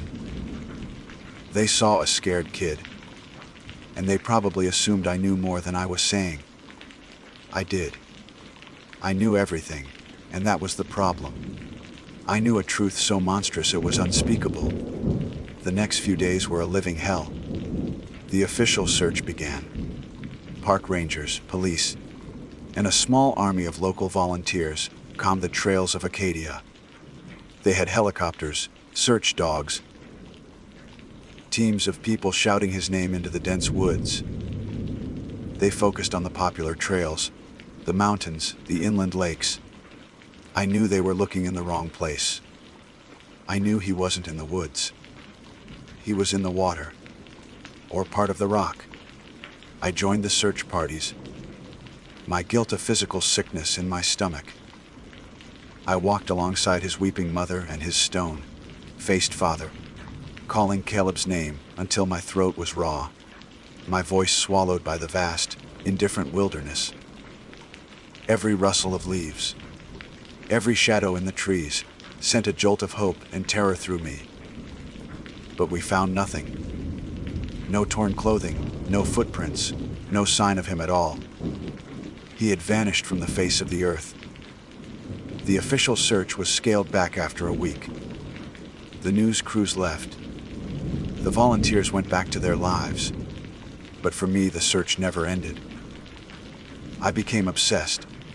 I spent every spare moment in the library, poring over microfiche of old newspapers, reading dusty town histories and collections of local folklore. I was looking for any mention of the Devil's Oven, of strange disappearances, of the green lights. I found fragments, whispers scattered across a century of island history. A fisherman lost at sea in the 1920s, his boat found empty, drifting near the cliffs. Two lovers who disappeared during a seaside stroll in 1957, their car left abandoned at the trailhead. A lone hiker who went missing in the 80s. They were all written off as accidents, tragedies caused by rogue waves or misjudged tides. But they all had one thing in common. They had all vanished near that same stretch of coastline. And in one obscure, self-published book of local legends, I found a chilling passage, written by a woman in the early 1900s, and the old ones say that the cave breathes. On the blackest nights, it exhales the Tyne Sith, the fairy lights, to lure the curious. And when the tide turns, it inhales, drawing back its breath, and with it, the souls of any who were foolish enough to touch the light. The words confirmed my deepest fears. Caleb hadn't been killed. He had been harvested. I knew I had to go back. The thought terrified me, but the need for answers, for some kind of proof or finality, was stronger. I had to see for myself. I owed him that much. I owed him a witness. I waited for the next new moon, for the next impossibly low tide. The dread I felt was a living thing, a cold knot in my stomach. This time, I went alone. The walk through the woods was even more terrifying than before. Every snap of a twig sounded like a footstep behind me. The air itself felt heavy with anticipation. When I reached the shore, it was just as it had been before, a monochrome, alien world. And there was the cave, a blacker void in the darkness. My flashlight beam trembled in my hand as I approached. The humming started sooner this time, or maybe I was just more attuned to it. It was a low, resonant thrum that vibrated up through the soles of my boots. I stepped inside. The cold was immediate, profound. And there, in the deepest part of the cave, were the lights. The same sickly green, the same erratic, hypnotic dance. But I didn't stop at the entrance this time. Driven by a force I didn't understand, I walked deeper, my light cutting a swath through the oppressive dark. I moved past the cluster of drifting lights, towards the back wall of the cavern. The humming grew louder, more intense, until it felt like it was inside my own skull. My flashlight beam played over the damp, glistening rock, the same walls Caleb and I had looked at just weeks before. But something was different. There was a section of the wall that seemed new.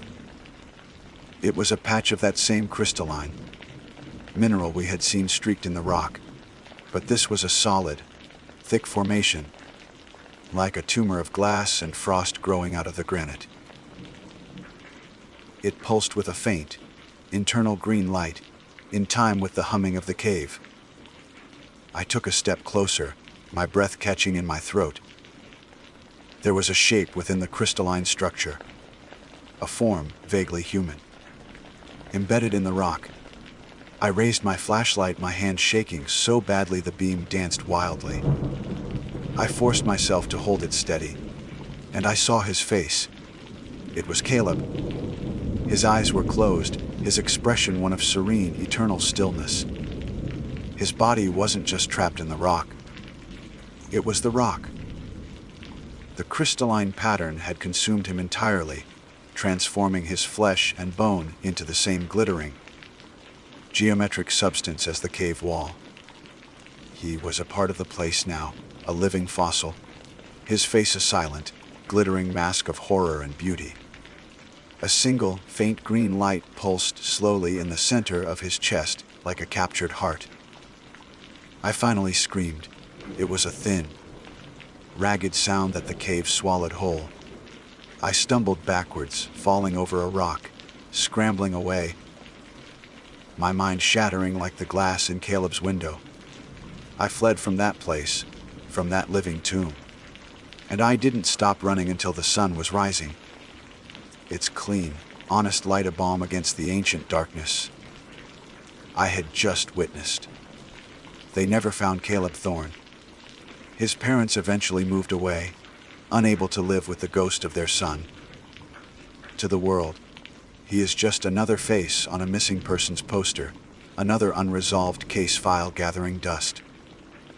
But I know the truth. I know where he is.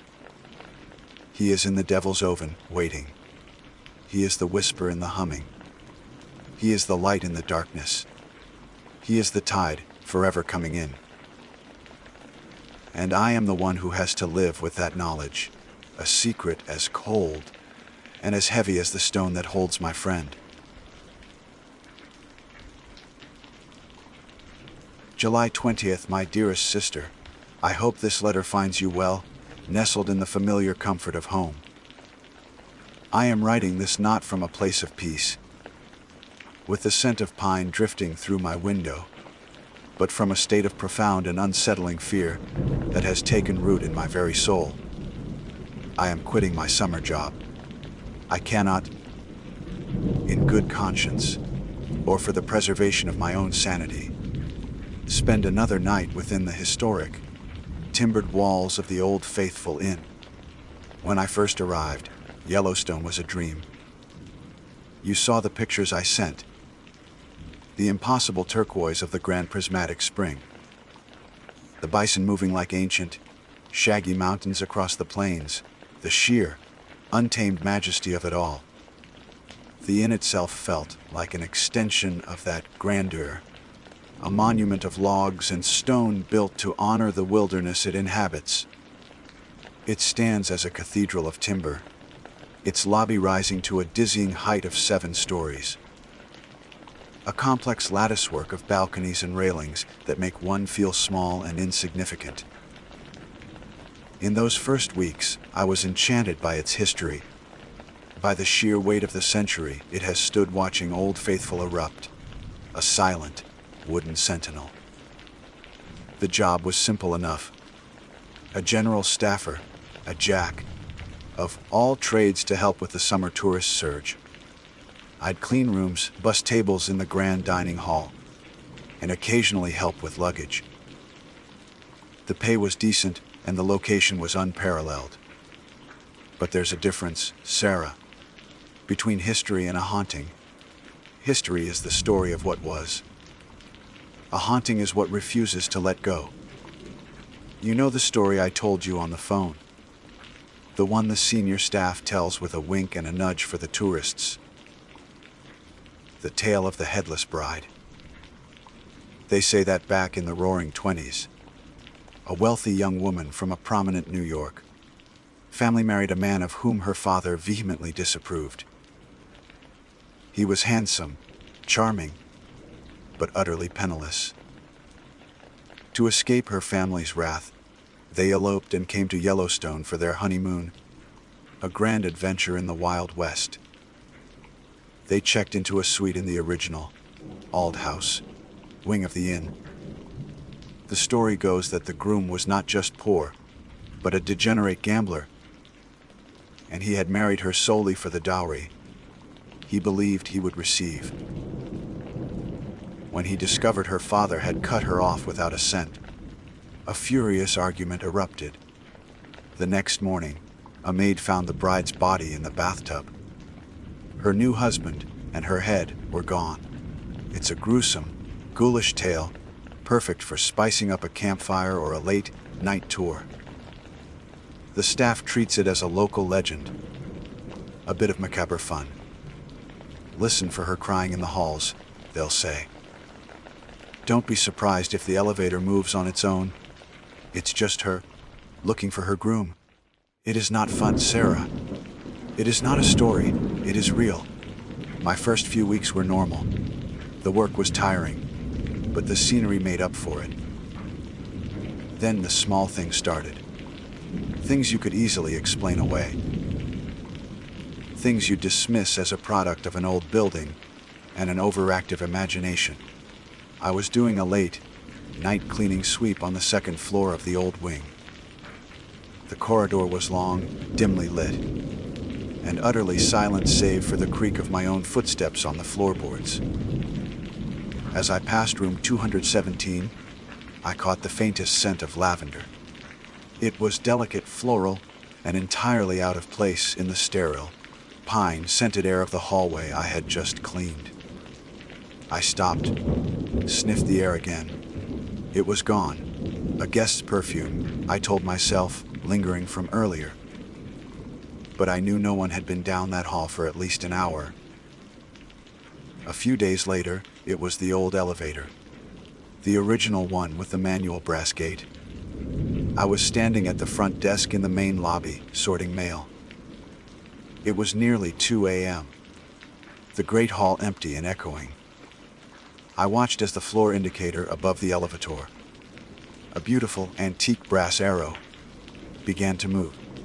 It swung from lobby to 2, then paused. Then it swung to 3. It did so with a silent, deliberate grace. There was no wear of cables, no groan of machinery. The doors slid open with a soft sigh, revealing an empty car. A draft of cold air, colder than the night outside, washed over me. The night manager, a gruff but kindly man named Arthur, saw me staring. Old girl has a mind of her own. He grunted, not looking up from his paperwork. Been doing that for 50 years. But the rationalizations began to wear thin. The small, isolated incidents started to feel connected. Like notes in a melody I was only just beginning to hear. I would hear the faint, tinny sound of a music box for a split second, only for it to vanish when I tried to locate the source. I'd see a flicker of movement in my peripheral, vision at the far end of a long corridor, a sliver of white that would be gone when I turned my head. These were the whispers of the haunting, the prelude. The first scream came last week. A guest in room 207, the same room where I'd smelled the lavender, called the front desk just after midnight. She was hysterical. Arthur and I both went to the phone. She was sobbing, barely coherent, but we pieced it together. She had woken up needing a glass of water and, peering through the peephole before opening her door, she saw a woman standing in the hallway. The woman was dressed in what the guest described as a vintage white dress, like from an old movie. And she was just standing there, her shoulders shaking with silent sobs. The guest had been too terrified to open the door. Arthur and I took the master key and went up. My heart was pounding in my chest. The hallway was, of course, empty. It was silent and still. Arthur knocked on the guest's door, spoke to her in calming, measured tones, and assured her it was likely just a nightmare, a trick of the mind in a strange new place. He was practiced, professional. He offered to move her and her husband to a new room in the morning. She eventually calmed down, and we left. As we walked back to the lobby, Arthur clapped me on the shoulder. "You get all sorts in a place this big, Thomas," he said. "People get spooked. It's an old building. That's all. But I knew what I had smelled in that same spot. I knew what I had seen the elevator do. This wasn't a guest's nightmare. This was the story beginning to tell itself again. That was the moment the legend stopped being a piece of spooky folklore and became a clear and present threat. It was the first sign that the haunting wasn't just a passive echo, but something that could reach out and touch the living. I wish I had packed my bags and left then, Sarah. I truly do. because what came next proved that this presence in the hotel isn't just content to be seen. It wants an audience, and it wants them to participate. I will write again tomorrow to explain the rest. Please, don't worry, as I am resolved to leave. I just need you to understand why. Your loving brother, Thomas, July 21st, my dearest sister. I am writing this by the weak light of my desk lamp, with my door locked and a chair wedged under the handle. I know it's irrational. A lock and a chair won't stop what is in this hotel, but it is a small comfort in a place that has become devoid of it. Thank you for reading my last letter. I know it must have sounded frantic, but I need you to know the full story. I need someone to know the real reason I am leaving. The event that shattered my last vestiges of denial happened 2 nights ago. It was the final brutal confirmation that the presence here is not just a residual echo of the past, but an active, malevolent force. It was late, close to 3 a.m. The great lobby was a cavern of shadows, the only light coming from the front desk and the soft, orange glow of the massive rhyolite fireplace, which was kept burning even on summer nights. The air was thick with the smell of wood smoke and old secrets. Arthur had gone on his final rounds, leaving me to man the desk. A call came through from housekeeping. One of the premium suites in the old house wing, the Roosevelt Suite, needed an unscheduled late-night cleanup. A guest had checked out unexpectedly, leaving in a hurry, and they needed the room turned over for an early arrival. It was unusual, but not unheard of. Carrying my cleaning caddy, I made my way to the 3rd floor of the old wing. The silence up there is different, Sarah. It's heavier. The log walls seem to absorb sound, creating a feeling of oppressive quiet. I could hear my own blood pounding in my ears as I walked the long, carpeted corridor. I found the Roosevelt Suite at the far end, its heavy wooden door looming in the dim light. I used the master key and pushed the door open. The moment I stepped inside, I knew something was terribly wrong. The air was electric, charged with a palpable rage that felt like a physical pressure against my skin. And the room, it was destroyed. Not messy, but violently ransacked. A heavy, upholstered armchair was overturned, its legs pointing accusingly at the ceiling. A delicate porcelain vase lay in a 1,000 pieces on the stone hearth, its scattered white fragments looking like shattered bones. The curtains were torn from their rings on one side, hanging limply like a broken wing. And there was a man standing by the large picture window, his back to me, staring out at the darkness where Old Faithful slept between eruptions. He was tall and broad-shouldered, and he was dressed in a dark, impeccably tailored suit that looked like it was lifted straight from a 1920s photograph. His posture was rigid, radiating a tension that was terrifying in its intensity. My first thought, a foolishly logical one, was that this was the guest who had checked out, that he had returned for some reason. I cleared my throat, my voice sounding small and weak in the charged atmosphere. "Sir, I'm sorry, I was told this room was vacant." He didn't move for a long moment. Then, slowly, he turned. Sarah, I will never forget his face as long as I live. He was handsome in a severe, chiseled way, but his features were twisted into a mask of pure, unadulterated fury. His eyes, a piercing, cold blue, were blazing with a hatred so profound it seemed to burn. His lip was curled back in a snarl. This was not just anger. It was a rage that had curdled over decades, a poison that had steeped for a century. "Get out," he snarled. His voice was not a shout, but a low, guttural growl that seemed to vibrate through the floorboards. It was a sound of absolute command, laced with the promise of violence. "This is a private matter. This is between me and my wife." I didn't need to be told twice. My body reacted before my mind could even process the anachronism of his clothes or the sheer impossibility of the situation. A primal fear, the kind you read about but never experience, took over. I dropped the caddy. It clattered to the sound that seemed shockingly loud, and I ran. I didn't just walk quickly, I fled. My feet pounding on the carpet, my breath catching in my throat. I didn't look back. I couldn't.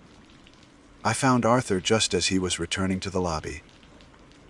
I must have looked like I'd seen a ghost, which, I suppose, I had. I was gasping for air, babbling about the man in the suite, the trashed room. To his credit, he didn't dismiss me immediately. He saw the genuine terror in my eyes. He grabbed the largest flashlight from behind the desk and said, "All right, son, let's go see." The walk back up felt like an eternity. Every creak of the floorboards was his footstep behind me. Every shadow held his furious glare. When we reached the Roosevelt suite, the door was still slightly ajar, just as I had left it. Arthur pushed it open and shone the powerful beam of the flashlight inside. The room was pristine. It was immaculate. The armchair was upright in its proper place. The curtains hung perfectly straight. And on the mantelpiece, gleaming in the flashlight's beam, the porcelain vase stood whole and intact, filled with a fresh bouquet of lavender. The air was calm and still, smelling only of pine cleaner and old wood. The man was gone. Arthur swept the light across the room one more time, then turned to me, his expression a mixture of pity and exasperation. "Thomas," he said, his voice gentle but firm, "it's been a long summer. These late nights, they can play tricks on you. You're overtired." He walked into the room, ran a hand over the back of the armchair. "See, nothing here. You probably just got the wrong room number, saw a messy room from earlier, and your mind filled in the blanks." I wanted to scream. I wanted to grab him and point to the spot where the vase had been shattered, where the man had stood. But what could I say? The evidence of my sanity had vanished. I just stood there, mute, feeling the cold dread seep into my bones. It was then I realized the full, horrifying truth. The haunting isn't just the bride. It's the groom too. It's the argument. It's the rage. It's the murder. The hotel isn't haunted by a ghost. It's haunted by a memory. A psychic scar left on the very fabric of the place, replaying itself for anyone sensitive enough to see. But it's worse than that, Sarah. It's not just replaying. It's recruiting. The next morning, I was working the breakfast shift in the dining hall. My hands were still shaking. I tried to focus on pouring coffee and clearing plates, but my eyes kept scanning the crowd, looking for I don't know what. And then I saw them. The couple from room 217. The woman who had seen the weeping bride in the hall. They were sitting at a small table by the window, the morning sun illuminating the dust motes dancing in the air around them. And they were arguing. It wasn't a simple disagreement. It was vicious. Their voices were low, but their words were like daggers. Their faces were tight with resentment, their gestures sharp and angry. He would say something, and she would flinch as if struck. She would retort, her voice dripping with a venom that made my skin crawl. As I passed their table to get to another, I looked at her. Our eyes met for a fraction of a second. And in that moment, I felt a chill so profound, it went straight through my soul. Her eyes, which had been filled with terror just 2 nights before, were now hard and cold. There was a flicker of that same furious energy I had seen in the man in the suite. The hotel was casting them in its horrible play. The argument they were having felt scripted, the emotions too raw, too perfectly aligned with the legend. The weeping woman in the hall hadn't just been a passive vision. It was an invitation, an audition. I knew I had to leave. I knew it with a certainty that was absolute. That night, last night, was my final shift. I avoided the old wing all evening, sticking to the lobby, counting the minutes until I could escape to my room. But as I was walking back to the staff dorms, I had to pass the entrance to that long, silent corridor on the second floor, and I saw her, the bride. She was standing at the far end of the hall, her back to me, a figure in a long white dress, perfectly still. My blood ran cold. I froze, unable to move, unable to breathe. I thought she would be headless, as the story goes. But then, slowly, deliberately, she began to turn.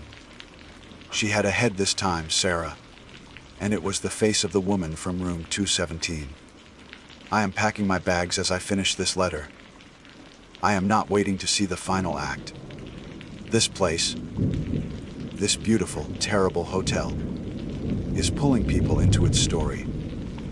It's a predator that wears the skin of a landmark, and it's hungry for new actors.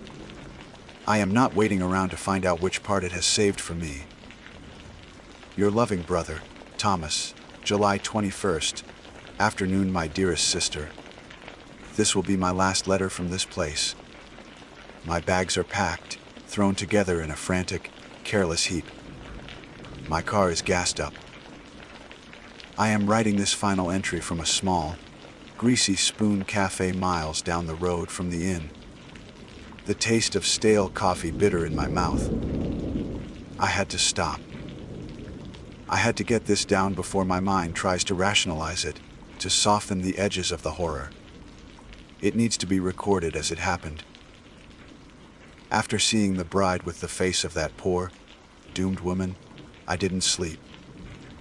I sat in my stiff, backed chair, watching the door, convinced that every creak of the old dormitory building was a footstep coming for me. The sun rose, but it brought no comfort. The morning light felt thin and gray, unable to penetrate the deep, seated dread that had made a home in my chest. My plan was simple: get my final paycheck from Arthur, pack my things, and leave without a word to anyone else. I couldn't bear to look any of my coworkers in the eye, to see their placid, unknowing faces. How could they work here and not feel the wrongness of the place? I now believe they do, in their own way. They call it the old girl having a mind of her own. They laugh off the stories. It's a willful ignorance, a psychic callous that keeps them safe. I no longer had that luxury. I found Arthur in his small, cluttered office behind the front desk. He looked up as I entered, and his expression softened with that same pitying look from the night before. "Thomas," he said, sighing. "You're really doing this?"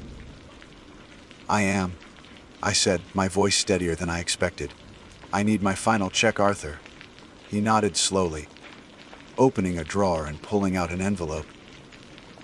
"I'm sorry to see you go, son. You're a hard worker.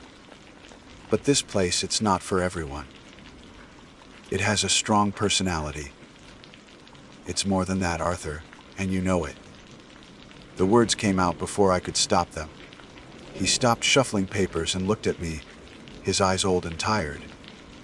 "What I know," he said, his voice low, "is that this hotel was built in 1904. It has soaked up 100 years of emotions. Joy and love, sadness, and yes, rage and fear. Sometimes the walls talk back. The smart ones learn not to listen too closely." He pushed the envelope across the desk. "You're a smart one, Thomas. "You're getting out." His words should have been comforting, a validation. Instead, they sent a fresh wave of ice through my veins. He wasn't denying it. He was confirming it in his own wary way. He was the keeper of the secrets, the one who tidies up not just the rooms, but the narrative ensuring the guests, and most of the staff, remained blissfully unaware of the rot within. As I was leaving the office, I nearly collided with a man rushing toward the front desk. He was agitated, his face pale and sweaty. It was the husband of the woman from room 217. "I need to report my wife missing," he said to the young woman at the desk, his voice cracking with panic. "I woke up this morning and she was gone. Her suitcase is still here, her purse, she's just gone." The receptionist began the practiced, calming routine. "Sir, it's a big park. She probably just went for an early morning walk to see the geyser." "No," he snapped, his voice rising. "We had a fight last night. A bad one. She wouldn't have just wandered off. Something is wrong." I stood frozen by the office door, hidden from his view. I listened as he described her. His voice choked with a desperate fear that was all too real. And then he said something that made my blood turn to ice.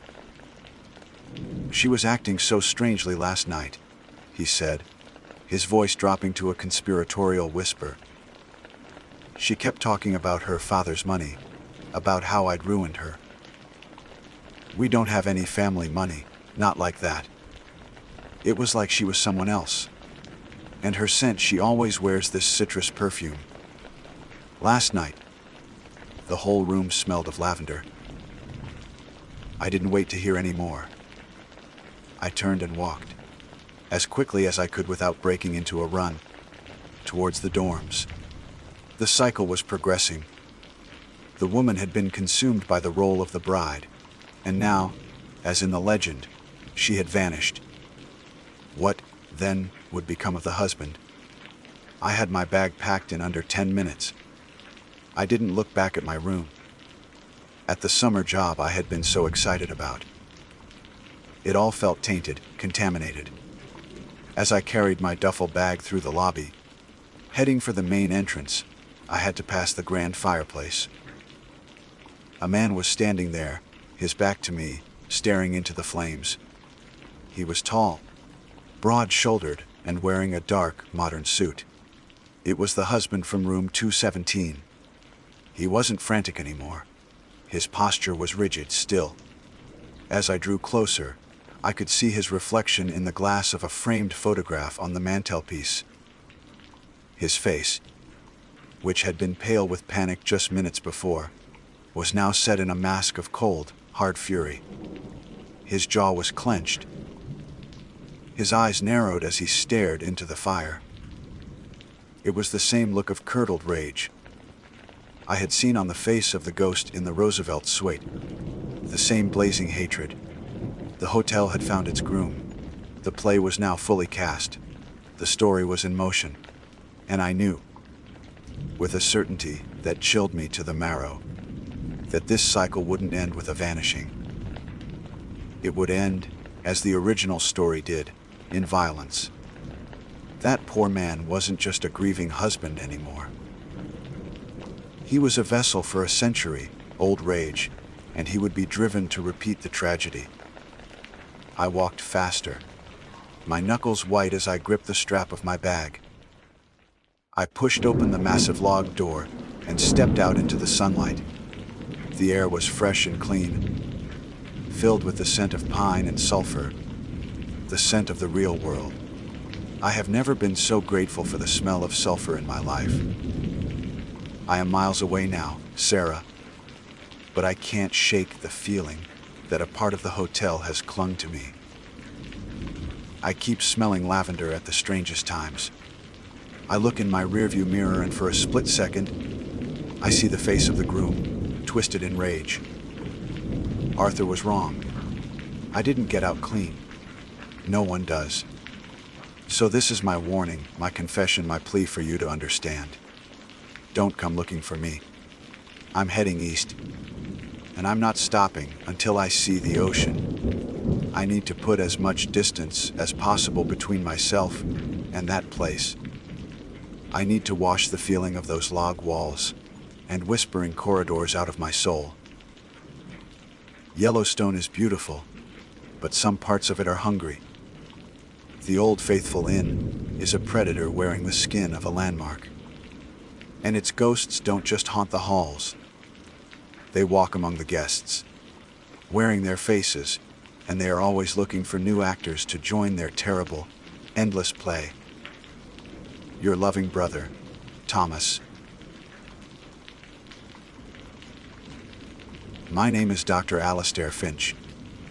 I am a physician, a graduate of the University of Edinburgh, and a man who holds the unwavering conviction that the rigors of science and the unyielding light of reason can triumph over any malady that plagues mankind. It is this belief that has brought me, in this year of our Lord 1842, to the cavernous maw of the Great Mammoth Cave in Kentucky. My purpose is singular and noble, to conduct an experiment that will surely mark a new epoch in the treatment of consumption. The disease, a relentless thief of breath and life, has ravaged the cities of our nation, and I intend to be the man who finally puts a stop to its tyranny.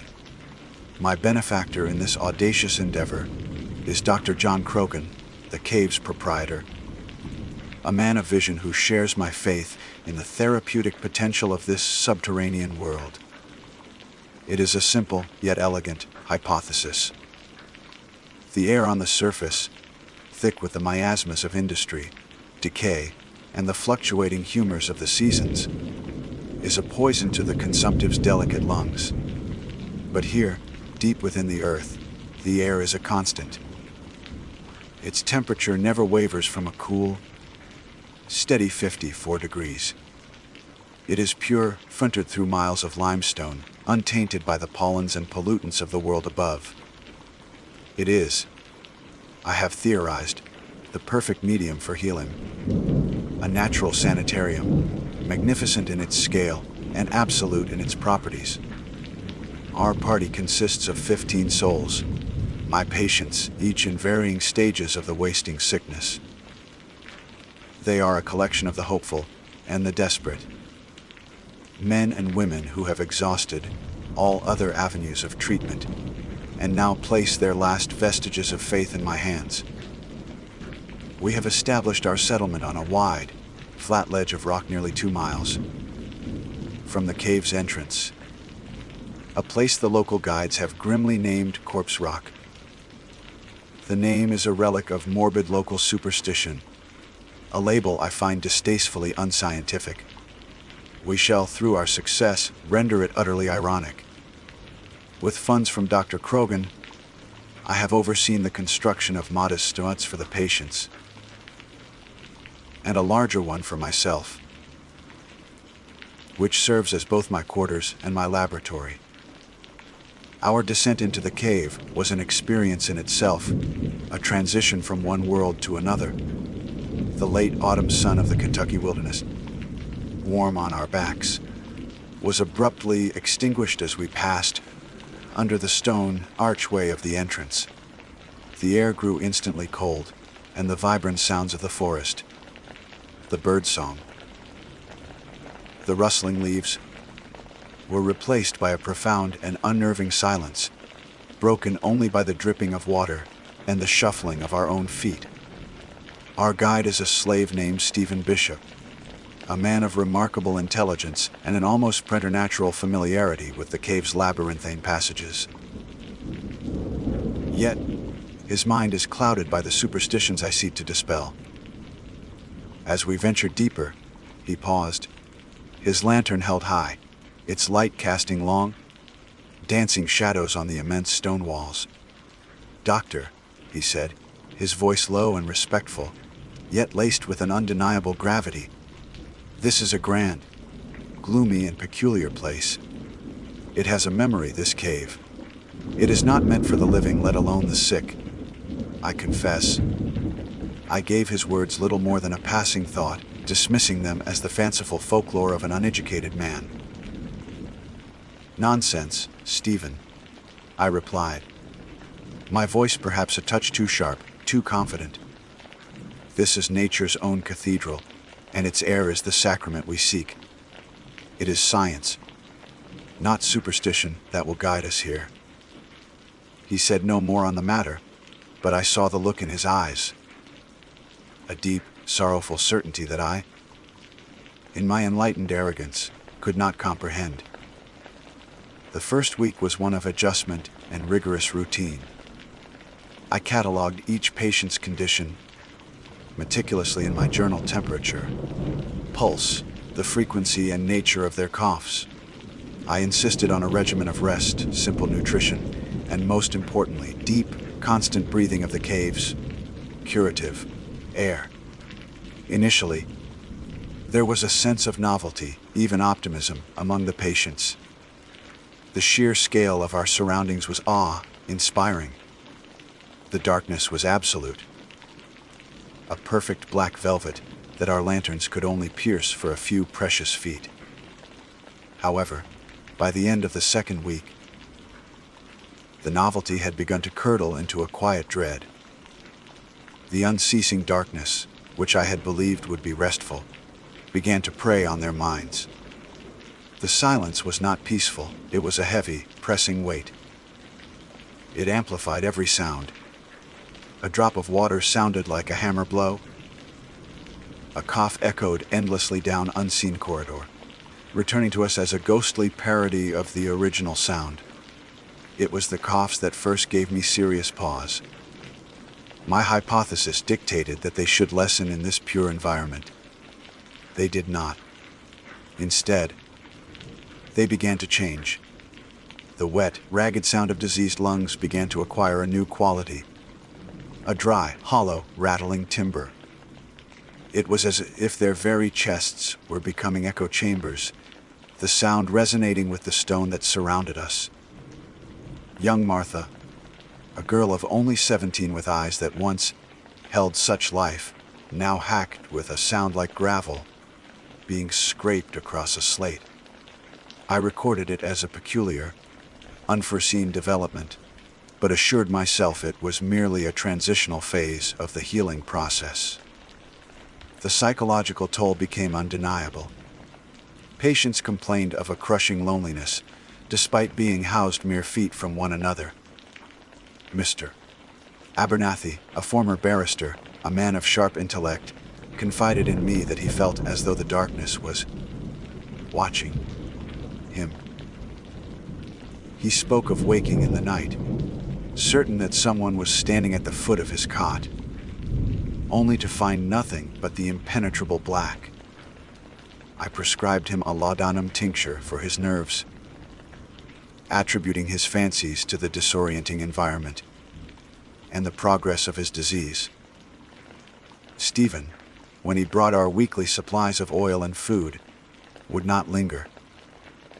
He would deposit the goods at the edge of our camp, his eyes constantly scanning the shadows beyond the reach of our collective lamplight. They're not sleeping well, are they, Doctor? He asked me once, his gaze fixed on one of the patient's huts from which a dry, rhythmic coughing emanated. The adjustment period is proving more challenging than anticipated, I admitted, maintaining my professional composure. He shook his head slowly. It is not the quiet that keeps them awake, he said, his voice barely a whisper. It is what the quiet hides. The cave does not like the warmth of a beating heart. It prefers things to be still, cold, and silent. I dismissed him with a wave of my hand, my patience wearing thin. His persistent, primitive fears were an unwelcome distraction. This was a hospital, a place of science. And yet, as I returned to my own hut and sat down to my notes, the sound of Martha's coughing echoed from across the ledge. It sounded less like a girl and more like the grinding of ancient stones, deep within the belly of the earth. For the first time, a sliver of ice, cold doubt pierced the armor of my scientific certainty. I was a man of reason, standing on a place called Corpse Rock, and I was beginning to fear the dark. November has descended upon the world above, though down here in the perpetual twilight, the seasons have no meaning. There is only the cold, the damp, and the encroaching darkness. My scientific detachment, once my most trusted instrument, has begun to fracture. The experiment is not merely failing. It is veering into a realm of grotesque transformation that defies all known principles of medicine and nature. My journal, once a record of clinical observations, now feels more like the chronicle of a descent into madness. The change in the patients is no longer subtle. It is a horrifying, undeniable metamorphosis. Young Martha's skin, once merely pale, has now taken on a truly unnatural, almost luminous translucence. In the flickering glow of my lantern, I can perceive the faint, dark web of her veins beneath the surface, but her flesh itself seems to be losing its color and opacity, resembling the waxy, white formations of gypsum flowers that grow on the cave walls. When I touch her hand to take her pulse, which grows fainter by the day, her skin is not just cold, it is the profound, deep cold of ancient stone. It does not seem to warm to my touch. Mr. Abernathy's delusion has become a terrifying reality, at least to him. He no longer merely claims he can see through his hands. He spends hours staring at them, his face a mask of horrified fascination. "Doctor," he rasped to me yesterday, his voice a dry rustle. "The bones are becoming clearer. They shine, like polished calcite." I held his hand up to my own lantern, and while I told myself I saw only the emaciated hand of a dying man, for a sickening moment, the lamplight did seem to pass through his skin in a way that was fundamentally wrong, casting a skeletal shadow on the wall behind him. I recoiled, snatching my lantern back, a cold sweat breaking out on my brow. The maladies are not receding, they are petrifying. It is the only word that fits. The cave air, this damnable, still, ancient air, is not curing their consumption. It is acting as a catalyst, a fixative. It is taking the disease, the decay within their lungs, and making it permanent. It is transforming living, breathing tissue into something else, something mineral, something that belongs to the cave. Their coughs are no longer coughs. They are the sound of internal erosion, a dry, grating sound like sand scarring rock. The hollow, echoing timbre I noted before has deepened, become more resonant, as if their very skeletons are turning into tuning forks for the cave's oppressive silence. The psychological terror has escalated beyond mere fancies. The patients speak of whispers now, not just in the dark, but in the moments of near silence. They claim the whispers are carried on the slow, almost imperceptible currents of air that drift from the deeper, unexplored passages. They say the whispers are formless, speaking of cold, of stillness, of an immense weight of time and rock. They have become terrified of the silence, for it is in the silence that they hear these things most clearly. Several have taken to humming, or talking to themselves constantly, a desperate, pathetic attempt to fill the void. Last week, we suffered our first fatality. It was Mr. Davies, a quiet man, a watchmaker by trade. He did not pass in the way a consumptive does, with a final, rattling gasp for air. He simply stopped. One morning, the woman in the adjacent hut noted she had not heard his rhythmic, grating cough for some hours.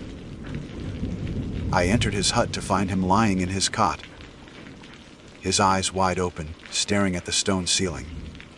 His body was rigid, colder than any corpse I have ever touched. But it was the expression on his face that will haunt my waking moments and fuel my nightmares. It was not one of peace or of suffering. It was one of profound, absolute surprise, as if in his final moment he had seen something utterly impossible. Stephen arrived with supplies the next day. He took one look at the entrance to Davies's hut, from which I had not yet moved the body, and he refused to come any closer to our camp. He set the crates of food and oil down 100 feet away, and would not budge. "You must take him out of here, doctor," he called, his voice strained. "You cannot leave him in the ground here. His family is in Boston." "Stephen," I called back, my own voice hovering on the edge of hysteria. "The journey is impossible. We must bury him here." The look on his face was not one of fear, but of dreadful pity, aimed squarely at me. "This is not soil," he said, stamping his foot on the rocky ground. "This is the cave's skin. It is a tomb, doctor, and it does not like to be disturbed. You have woken something up, something hungry. Bury him here and you feed it. You give it a part of your world it did not have before." His words were madness. Superstitious, primitive lunacy. Yet I could not shake them. We had no choice. With the help of two of the stronger, though still failing, patients, we used pickaxes to break a shallow grave in the floor of a small, adjacent chamber. The work was grueling. The rock resisted, and every strike of the pickaxe sent a sharp, ringing report echoing through the darkness, as if we were striking the bell of some subterranean leviathan. We wrapped Mr. Davies in his cot blanket and lowered him into the shallow hole. As we covered him with the broken stone, I could have sworn I heard a faint sigh, like a slow exhalation of air, from the deeper parts of the cave. Since the burial, things have grown worse. The whispers have become more distinct. 3 more patients have perished, each in the same way as Davies. A sudden cessation of all movement, a profound coldness, and that same look of wide-eyed, terminal surprise. We buried them beside him. The chamber is now a graveyard. The remaining patients are delirious most of the time. They are terrified of the burial chamber. They say they can hear things from in there. Not the whispers, but a soft, shuffling sound. A grinding, as of stone against stone. Stephen no longer comes at all. He leaves the supplies at a bend in the main passage a quarter-mile away, marked by a red ribbon tied to a stalagmite. I must retrieve them myself alone. My journey to the ribbon and back is a gauntlet of terror. Every shadow seems to writhe. Every drip of water sounds like a footstep behind me. I feel a malevolent intelligence in the very air. A cold, ancient and patient awareness. Stephen was right. This is not a hospital. It is a necropolis. I am not a physician. I am a fool, a hubristic, arrogant fool who has led these poor souls not to a cure, but to an altar. December, the month of our Lord's birth, a time of light and hope in the world above. Down here, there is no Lord. There is no light, save for the pathetic, dwindling flame of my last lantern. There is no hope.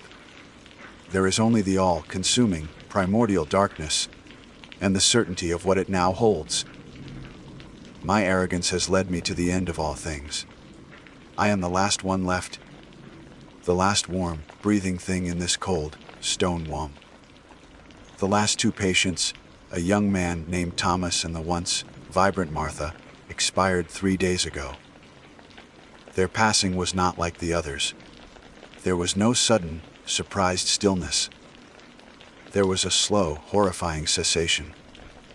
I watched as the last vestiges of life seemed to drain from them, not into nothingness, but as if being drawn into their own bodies.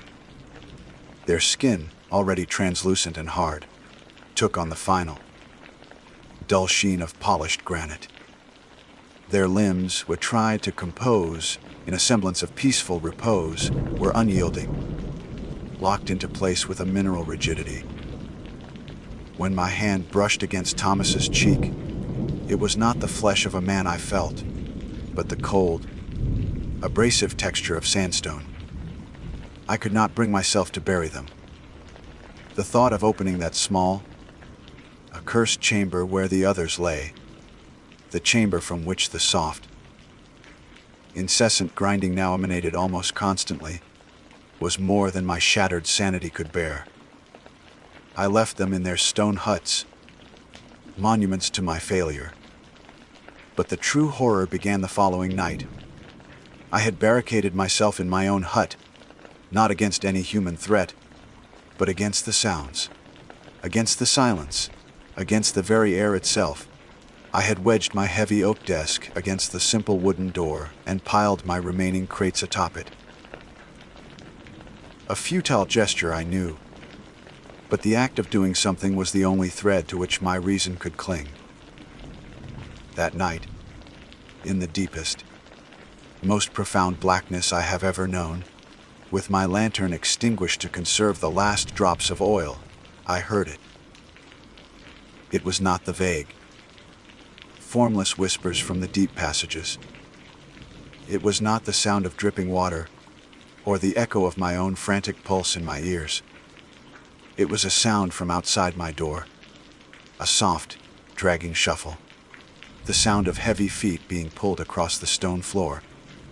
It was slow, deliberate, and it was accompanied by that other sound, the grinding, the sound of stone rubbing against stone. It was the sound of the dead walking.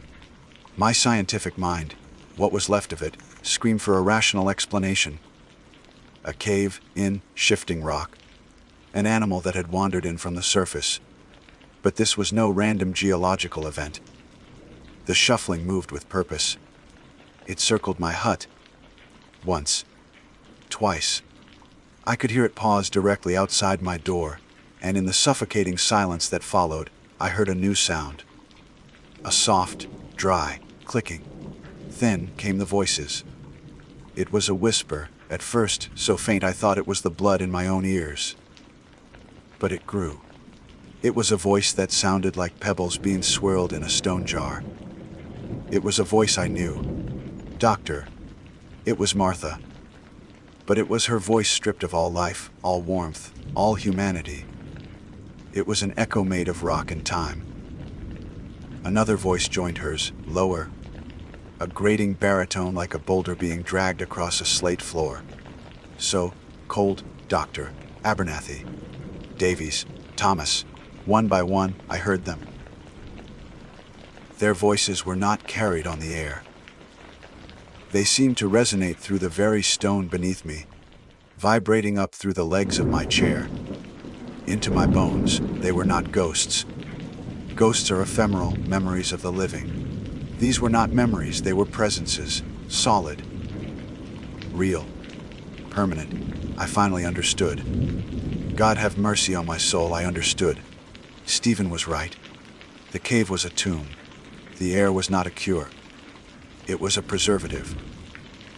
It did not heal the disease, it perfected it. It had taken the decay in their lungs, the weakness in their bodies, and fused it with the timeless, unyielding nature of the rock. It had not saved them from death. It had transformed them into a new, horrific form of it. They were no longer people. They were living statues, animated by the cave's ancient, malevolent consciousness. They were petrified echoes of who they once were. My experiment was a success, a monstrous, blasphemous success. I, in my hubris, sought to conquer the decay of the flesh. I sought to make my patients well, to make them permanent. And I have succeeded. I have made their maladies, their very beings, permanent fixtures of this place. My lantern has just sputtered its last. The darkness is now absolute. It is a physical weight, pressing in on me, smothering me. But I am not alone in it. The shuffling has stopped. The whispering has stopped. There is a new sound now, directly at my door. It is the sound of my name, spoken in a chorus of grinding stone. And underneath it, a slow, patient scraping. The sound of stone fingers, testing the wood of my barricade.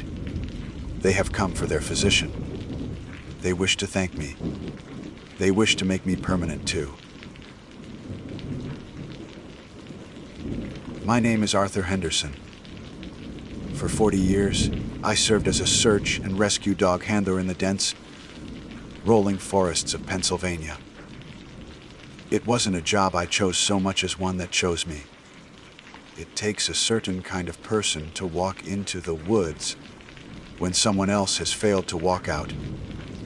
A person who can look at the vast, indifferent green and see not just trees, but possibilities, pathways, and the faint, invisible threads of a life gone astray. It's a calling built on hope, but paved with the hard stones of reality. Most of the time, we found them. Sometimes we found what was left, and on a few terrifying occasions, we found nothing at all. Now, I'm retired. My knees ache with the memory of 1,000 miles of rough terrain, and my best dogs are long gone, living on only in the faded photographs on my mantelpiece. I live a quiet life, but the forest, it seems, isn't quite done with me. The kid with the podcast microphone looks at me with wide, earnest eyes that haven't seen a fraction of what they're asking about. He's set up his equipment on my kitchen table, a tangle of wires and sleek, black boxes that look alien against the worn oak. His name is Leo, and his show, Unseen Trails, has a small but dedicated following. He found me through an old newspaper clipping. "So, Mr. Henderson," he says, his voice a clean, polished tenor that belongs in a studio, not my dusty farmhouse kitchen. "You were a SAR handler for 40 years. You must have seen it all." I take a slow sip of my coffee, the warmth of familiar comfort. The steam fogs the window, blurring the view of the woods that press in on my property from all sides. "I've seen enough to know I haven't seen anything at all, son," I reply, the words feeling heavy and true on my tongue. He leans forward, the movement eager, almost predatory. He smells a story. They say the whole state of Pennsylvania is a missing 411 cluster, the biggest one in the country, especially for kids. Is it true? The strange disappearances, the weird circumstances. I don't answer right away. How do you explain a lifetime of unease to someone who packages mysteries into 45-minute episodes? How do you describe a pattern that defies logic, a wrongness that you can feel in your bones but can't prove on a map? You don't. You show them. Instead, I tell him a story. It was 1978. Late summer, the air thick and sweet with the smell of cut grass and impending autumn. A 3-year-old boy, Danny Peterson, vanished from his own backyard. It was a perfect picture of suburban safety. A neat little sandbox with a bright yellow pail and shovel, a 2-seat swing set, a freshly painted picnic table. The yard was enclosed by a 6-foot chain link fence, the kind parents buy for peace of mind. But the back gate, which bordered the vast expanse of a state forest, was ajar. We got the call within the hour. In those situations, speed is everything. A child that young doesn't have the stamina or the sense to survive long on their own. The initial theory was simple: he'd wandered off. It was the most logical explanation. We brought in the dogs. I had my best with me that day, a bloodhound named Copper. He was a master, a legend in the Sarah community. A nose so fine he could follow a day-old trail through a rainstorm. If Danny was in those woods, Copper would find him. I pause, looking at Leo. He's scribbling furiously in a small notebook, his brow furrowed in concentration. He's hearing the facts, but he can't feel the memory of that day, the oppressive humidity, the rising panic in the parents' eyes. Copper hit the scent trail instantly at the sandbox. He was excited, confident. His tail gave a few happy thumps. This was a game to him, a job he loved. He led us straight across the lawn, a perfect, unwavering line to the open gate. The parents confirmed it. The latch was tricky. But Danny was a clever kid. He could have figured it out. The trail led out the gate and into the woods. For about 50 yards, everything was textbook. The undergrowth was thick, but Copper moved through it like a fish in water, his great, mournful bay echoing through the trees, a sound of purpose. And then he stopped. It wasn't a gradual loss of scent. It wasn't the confusion you see when a trail gets crossed or washed out. He stopped dead, as if he'd run into an invisible wall. He was standing at the base of a huge granite boulder, a glacial erratic the size of a small car, covered in moss and ferns. It was a landmark, a place you'd notice. Copper just sat down on the damp leaves. He looked up at me, and he started whining. It wasn't his usual "I'm confused" sound. This was a high, thin keen, a sound of pure distress. His tail, which had been a banner of confidence, moments before, was tucked so tight between his legs it practically disappeared. He was trembling. I urged him on. Find him. Copper, find the boy. I tried to lead him around the boulder, first to the left, then to the right. He wouldn't budge. He dug his paws into the dirt and refused to go another inch. He just stared at the boulder and cried. The trail was gone. Leo looks up from his notes, his pen hovering. So the dog lost the trail, he says, stating it as a simple fact. It's the logical conclusion. A flash of old anger, sharp and hot, cuts through me. The dog didn't lose the trail, I say, and my voice is harder than I intend. The trail ended, abruptly. It didn't fade, it didn't scatter. It went from a clear, strong scent to absolute nothing in the space of a single footstep. It was as if the boy had been walking, and then he was simply plucked straight up into the sky. We searched for 10 days.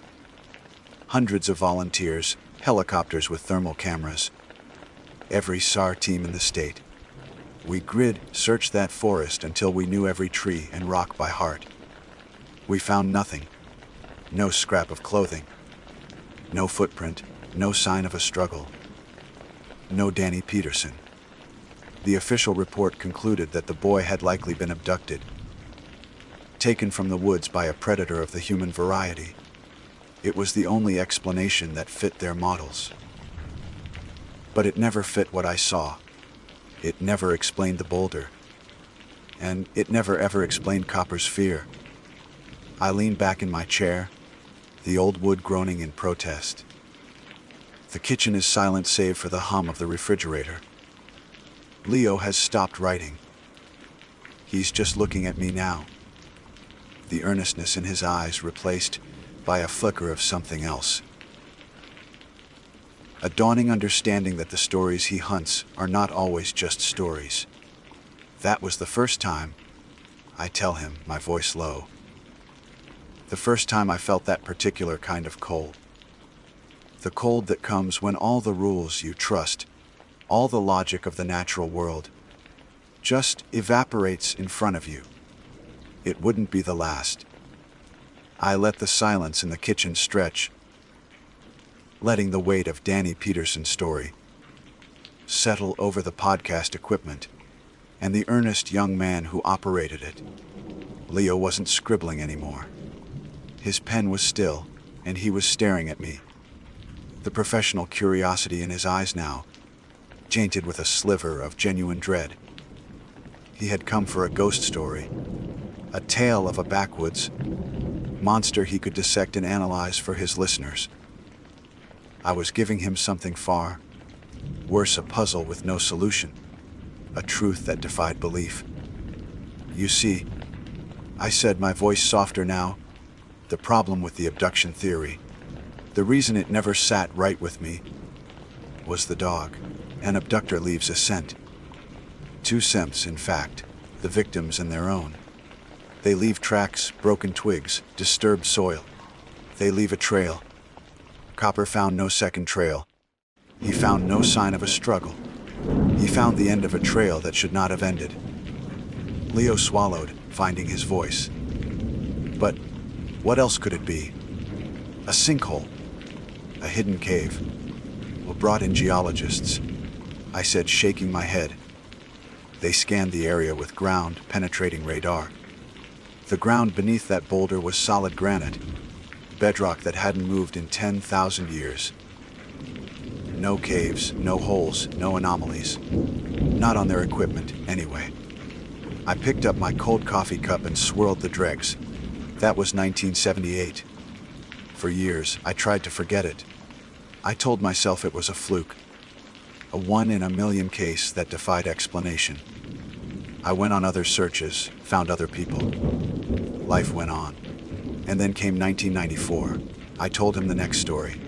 Her name was Sarah Miller. 16 years old, bright, athletic. On a camping trip with her parents and younger brother in the Allegheny National Forest.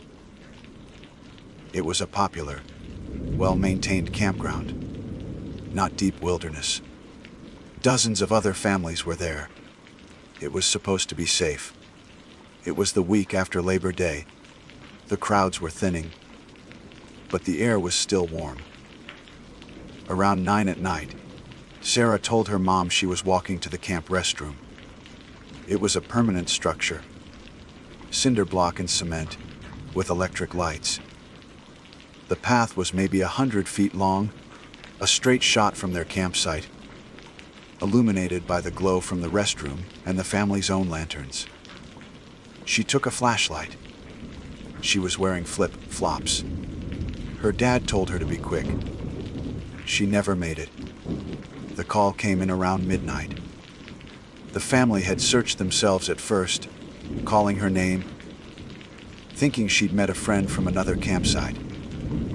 But as the hours passed, a quiet unease turned into frantic fear. We arrived just before dawn. This time, I had a German shepherd named Luna.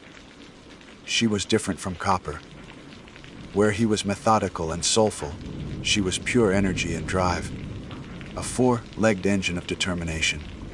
If a scent was there, she would tear the world apart to follow it. Her behavior at the start was identical to Copper's. She picked up Sarah's scent immediately at the flap of the tent. It was fresh, strong. She pulled hard on the lead, eager to go. She followed the scent, right down the middle of the well, worn path, past the fire pit, heading directly for the brightly lit restroom building. Everything was normal.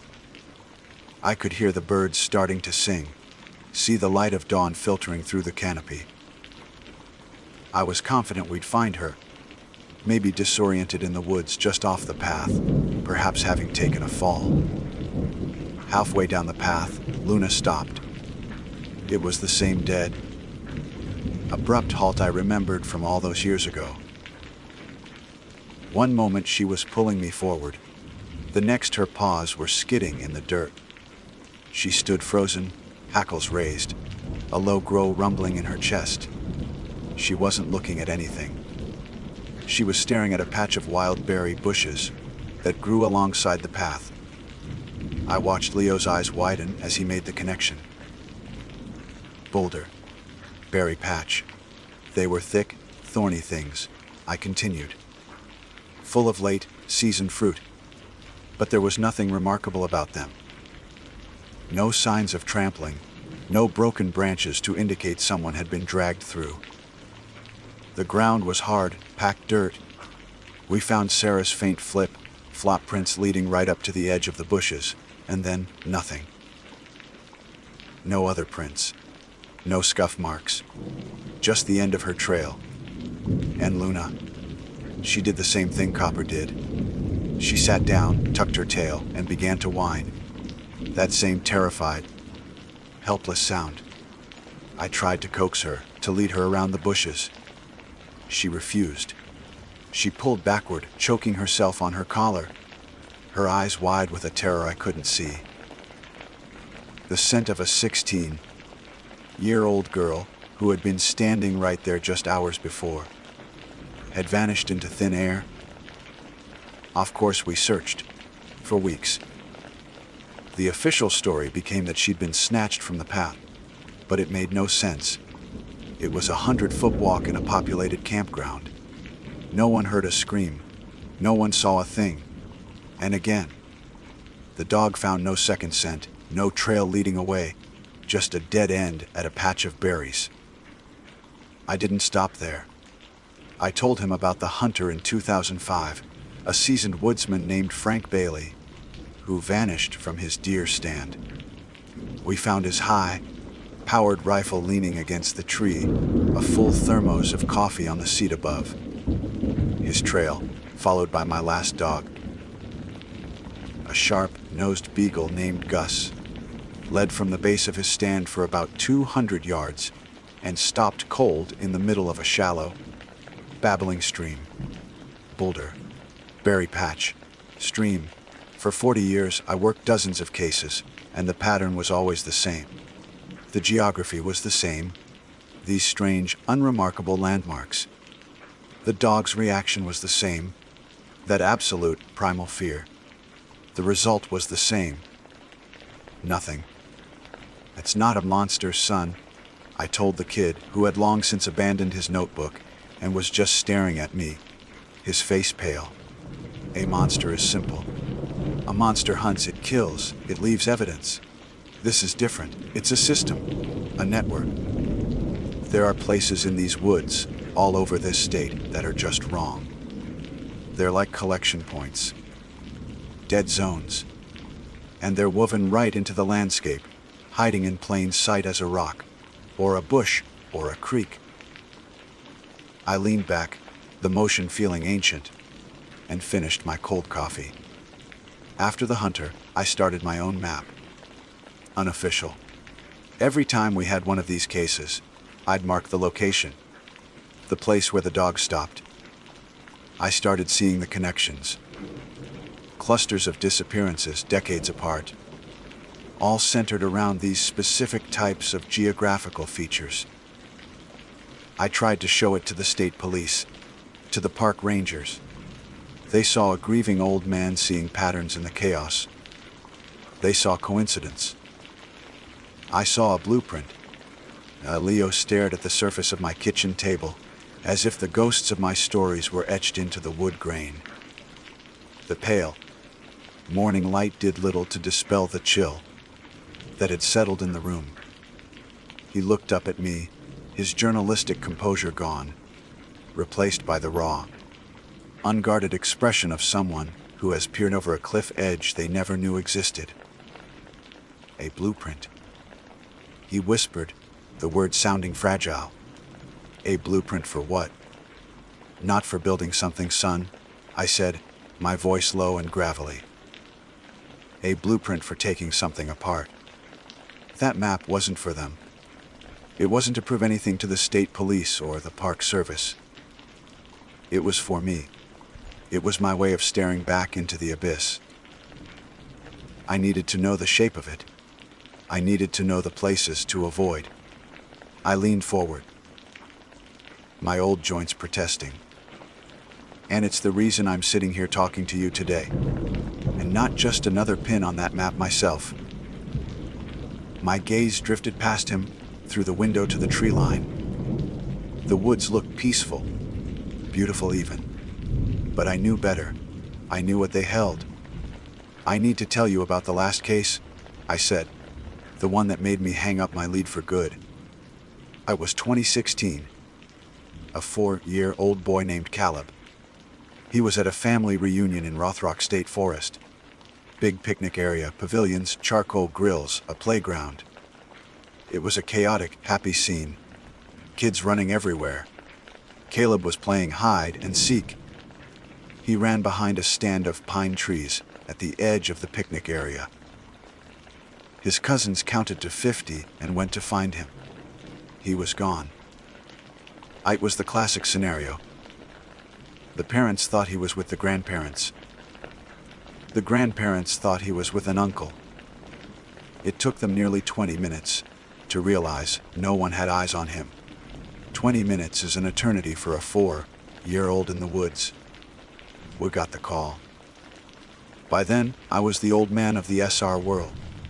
Most of my contemporaries were retired or gone. I was working with Gus, my beagle. He was getting on in years, too, but his nose was still sharp as a tack. The scene was frantic. Family members were screaming his name, running aimlessly into the woods, contaminating everything. It took us an hour just to establish a perimeter and get a clean scent article.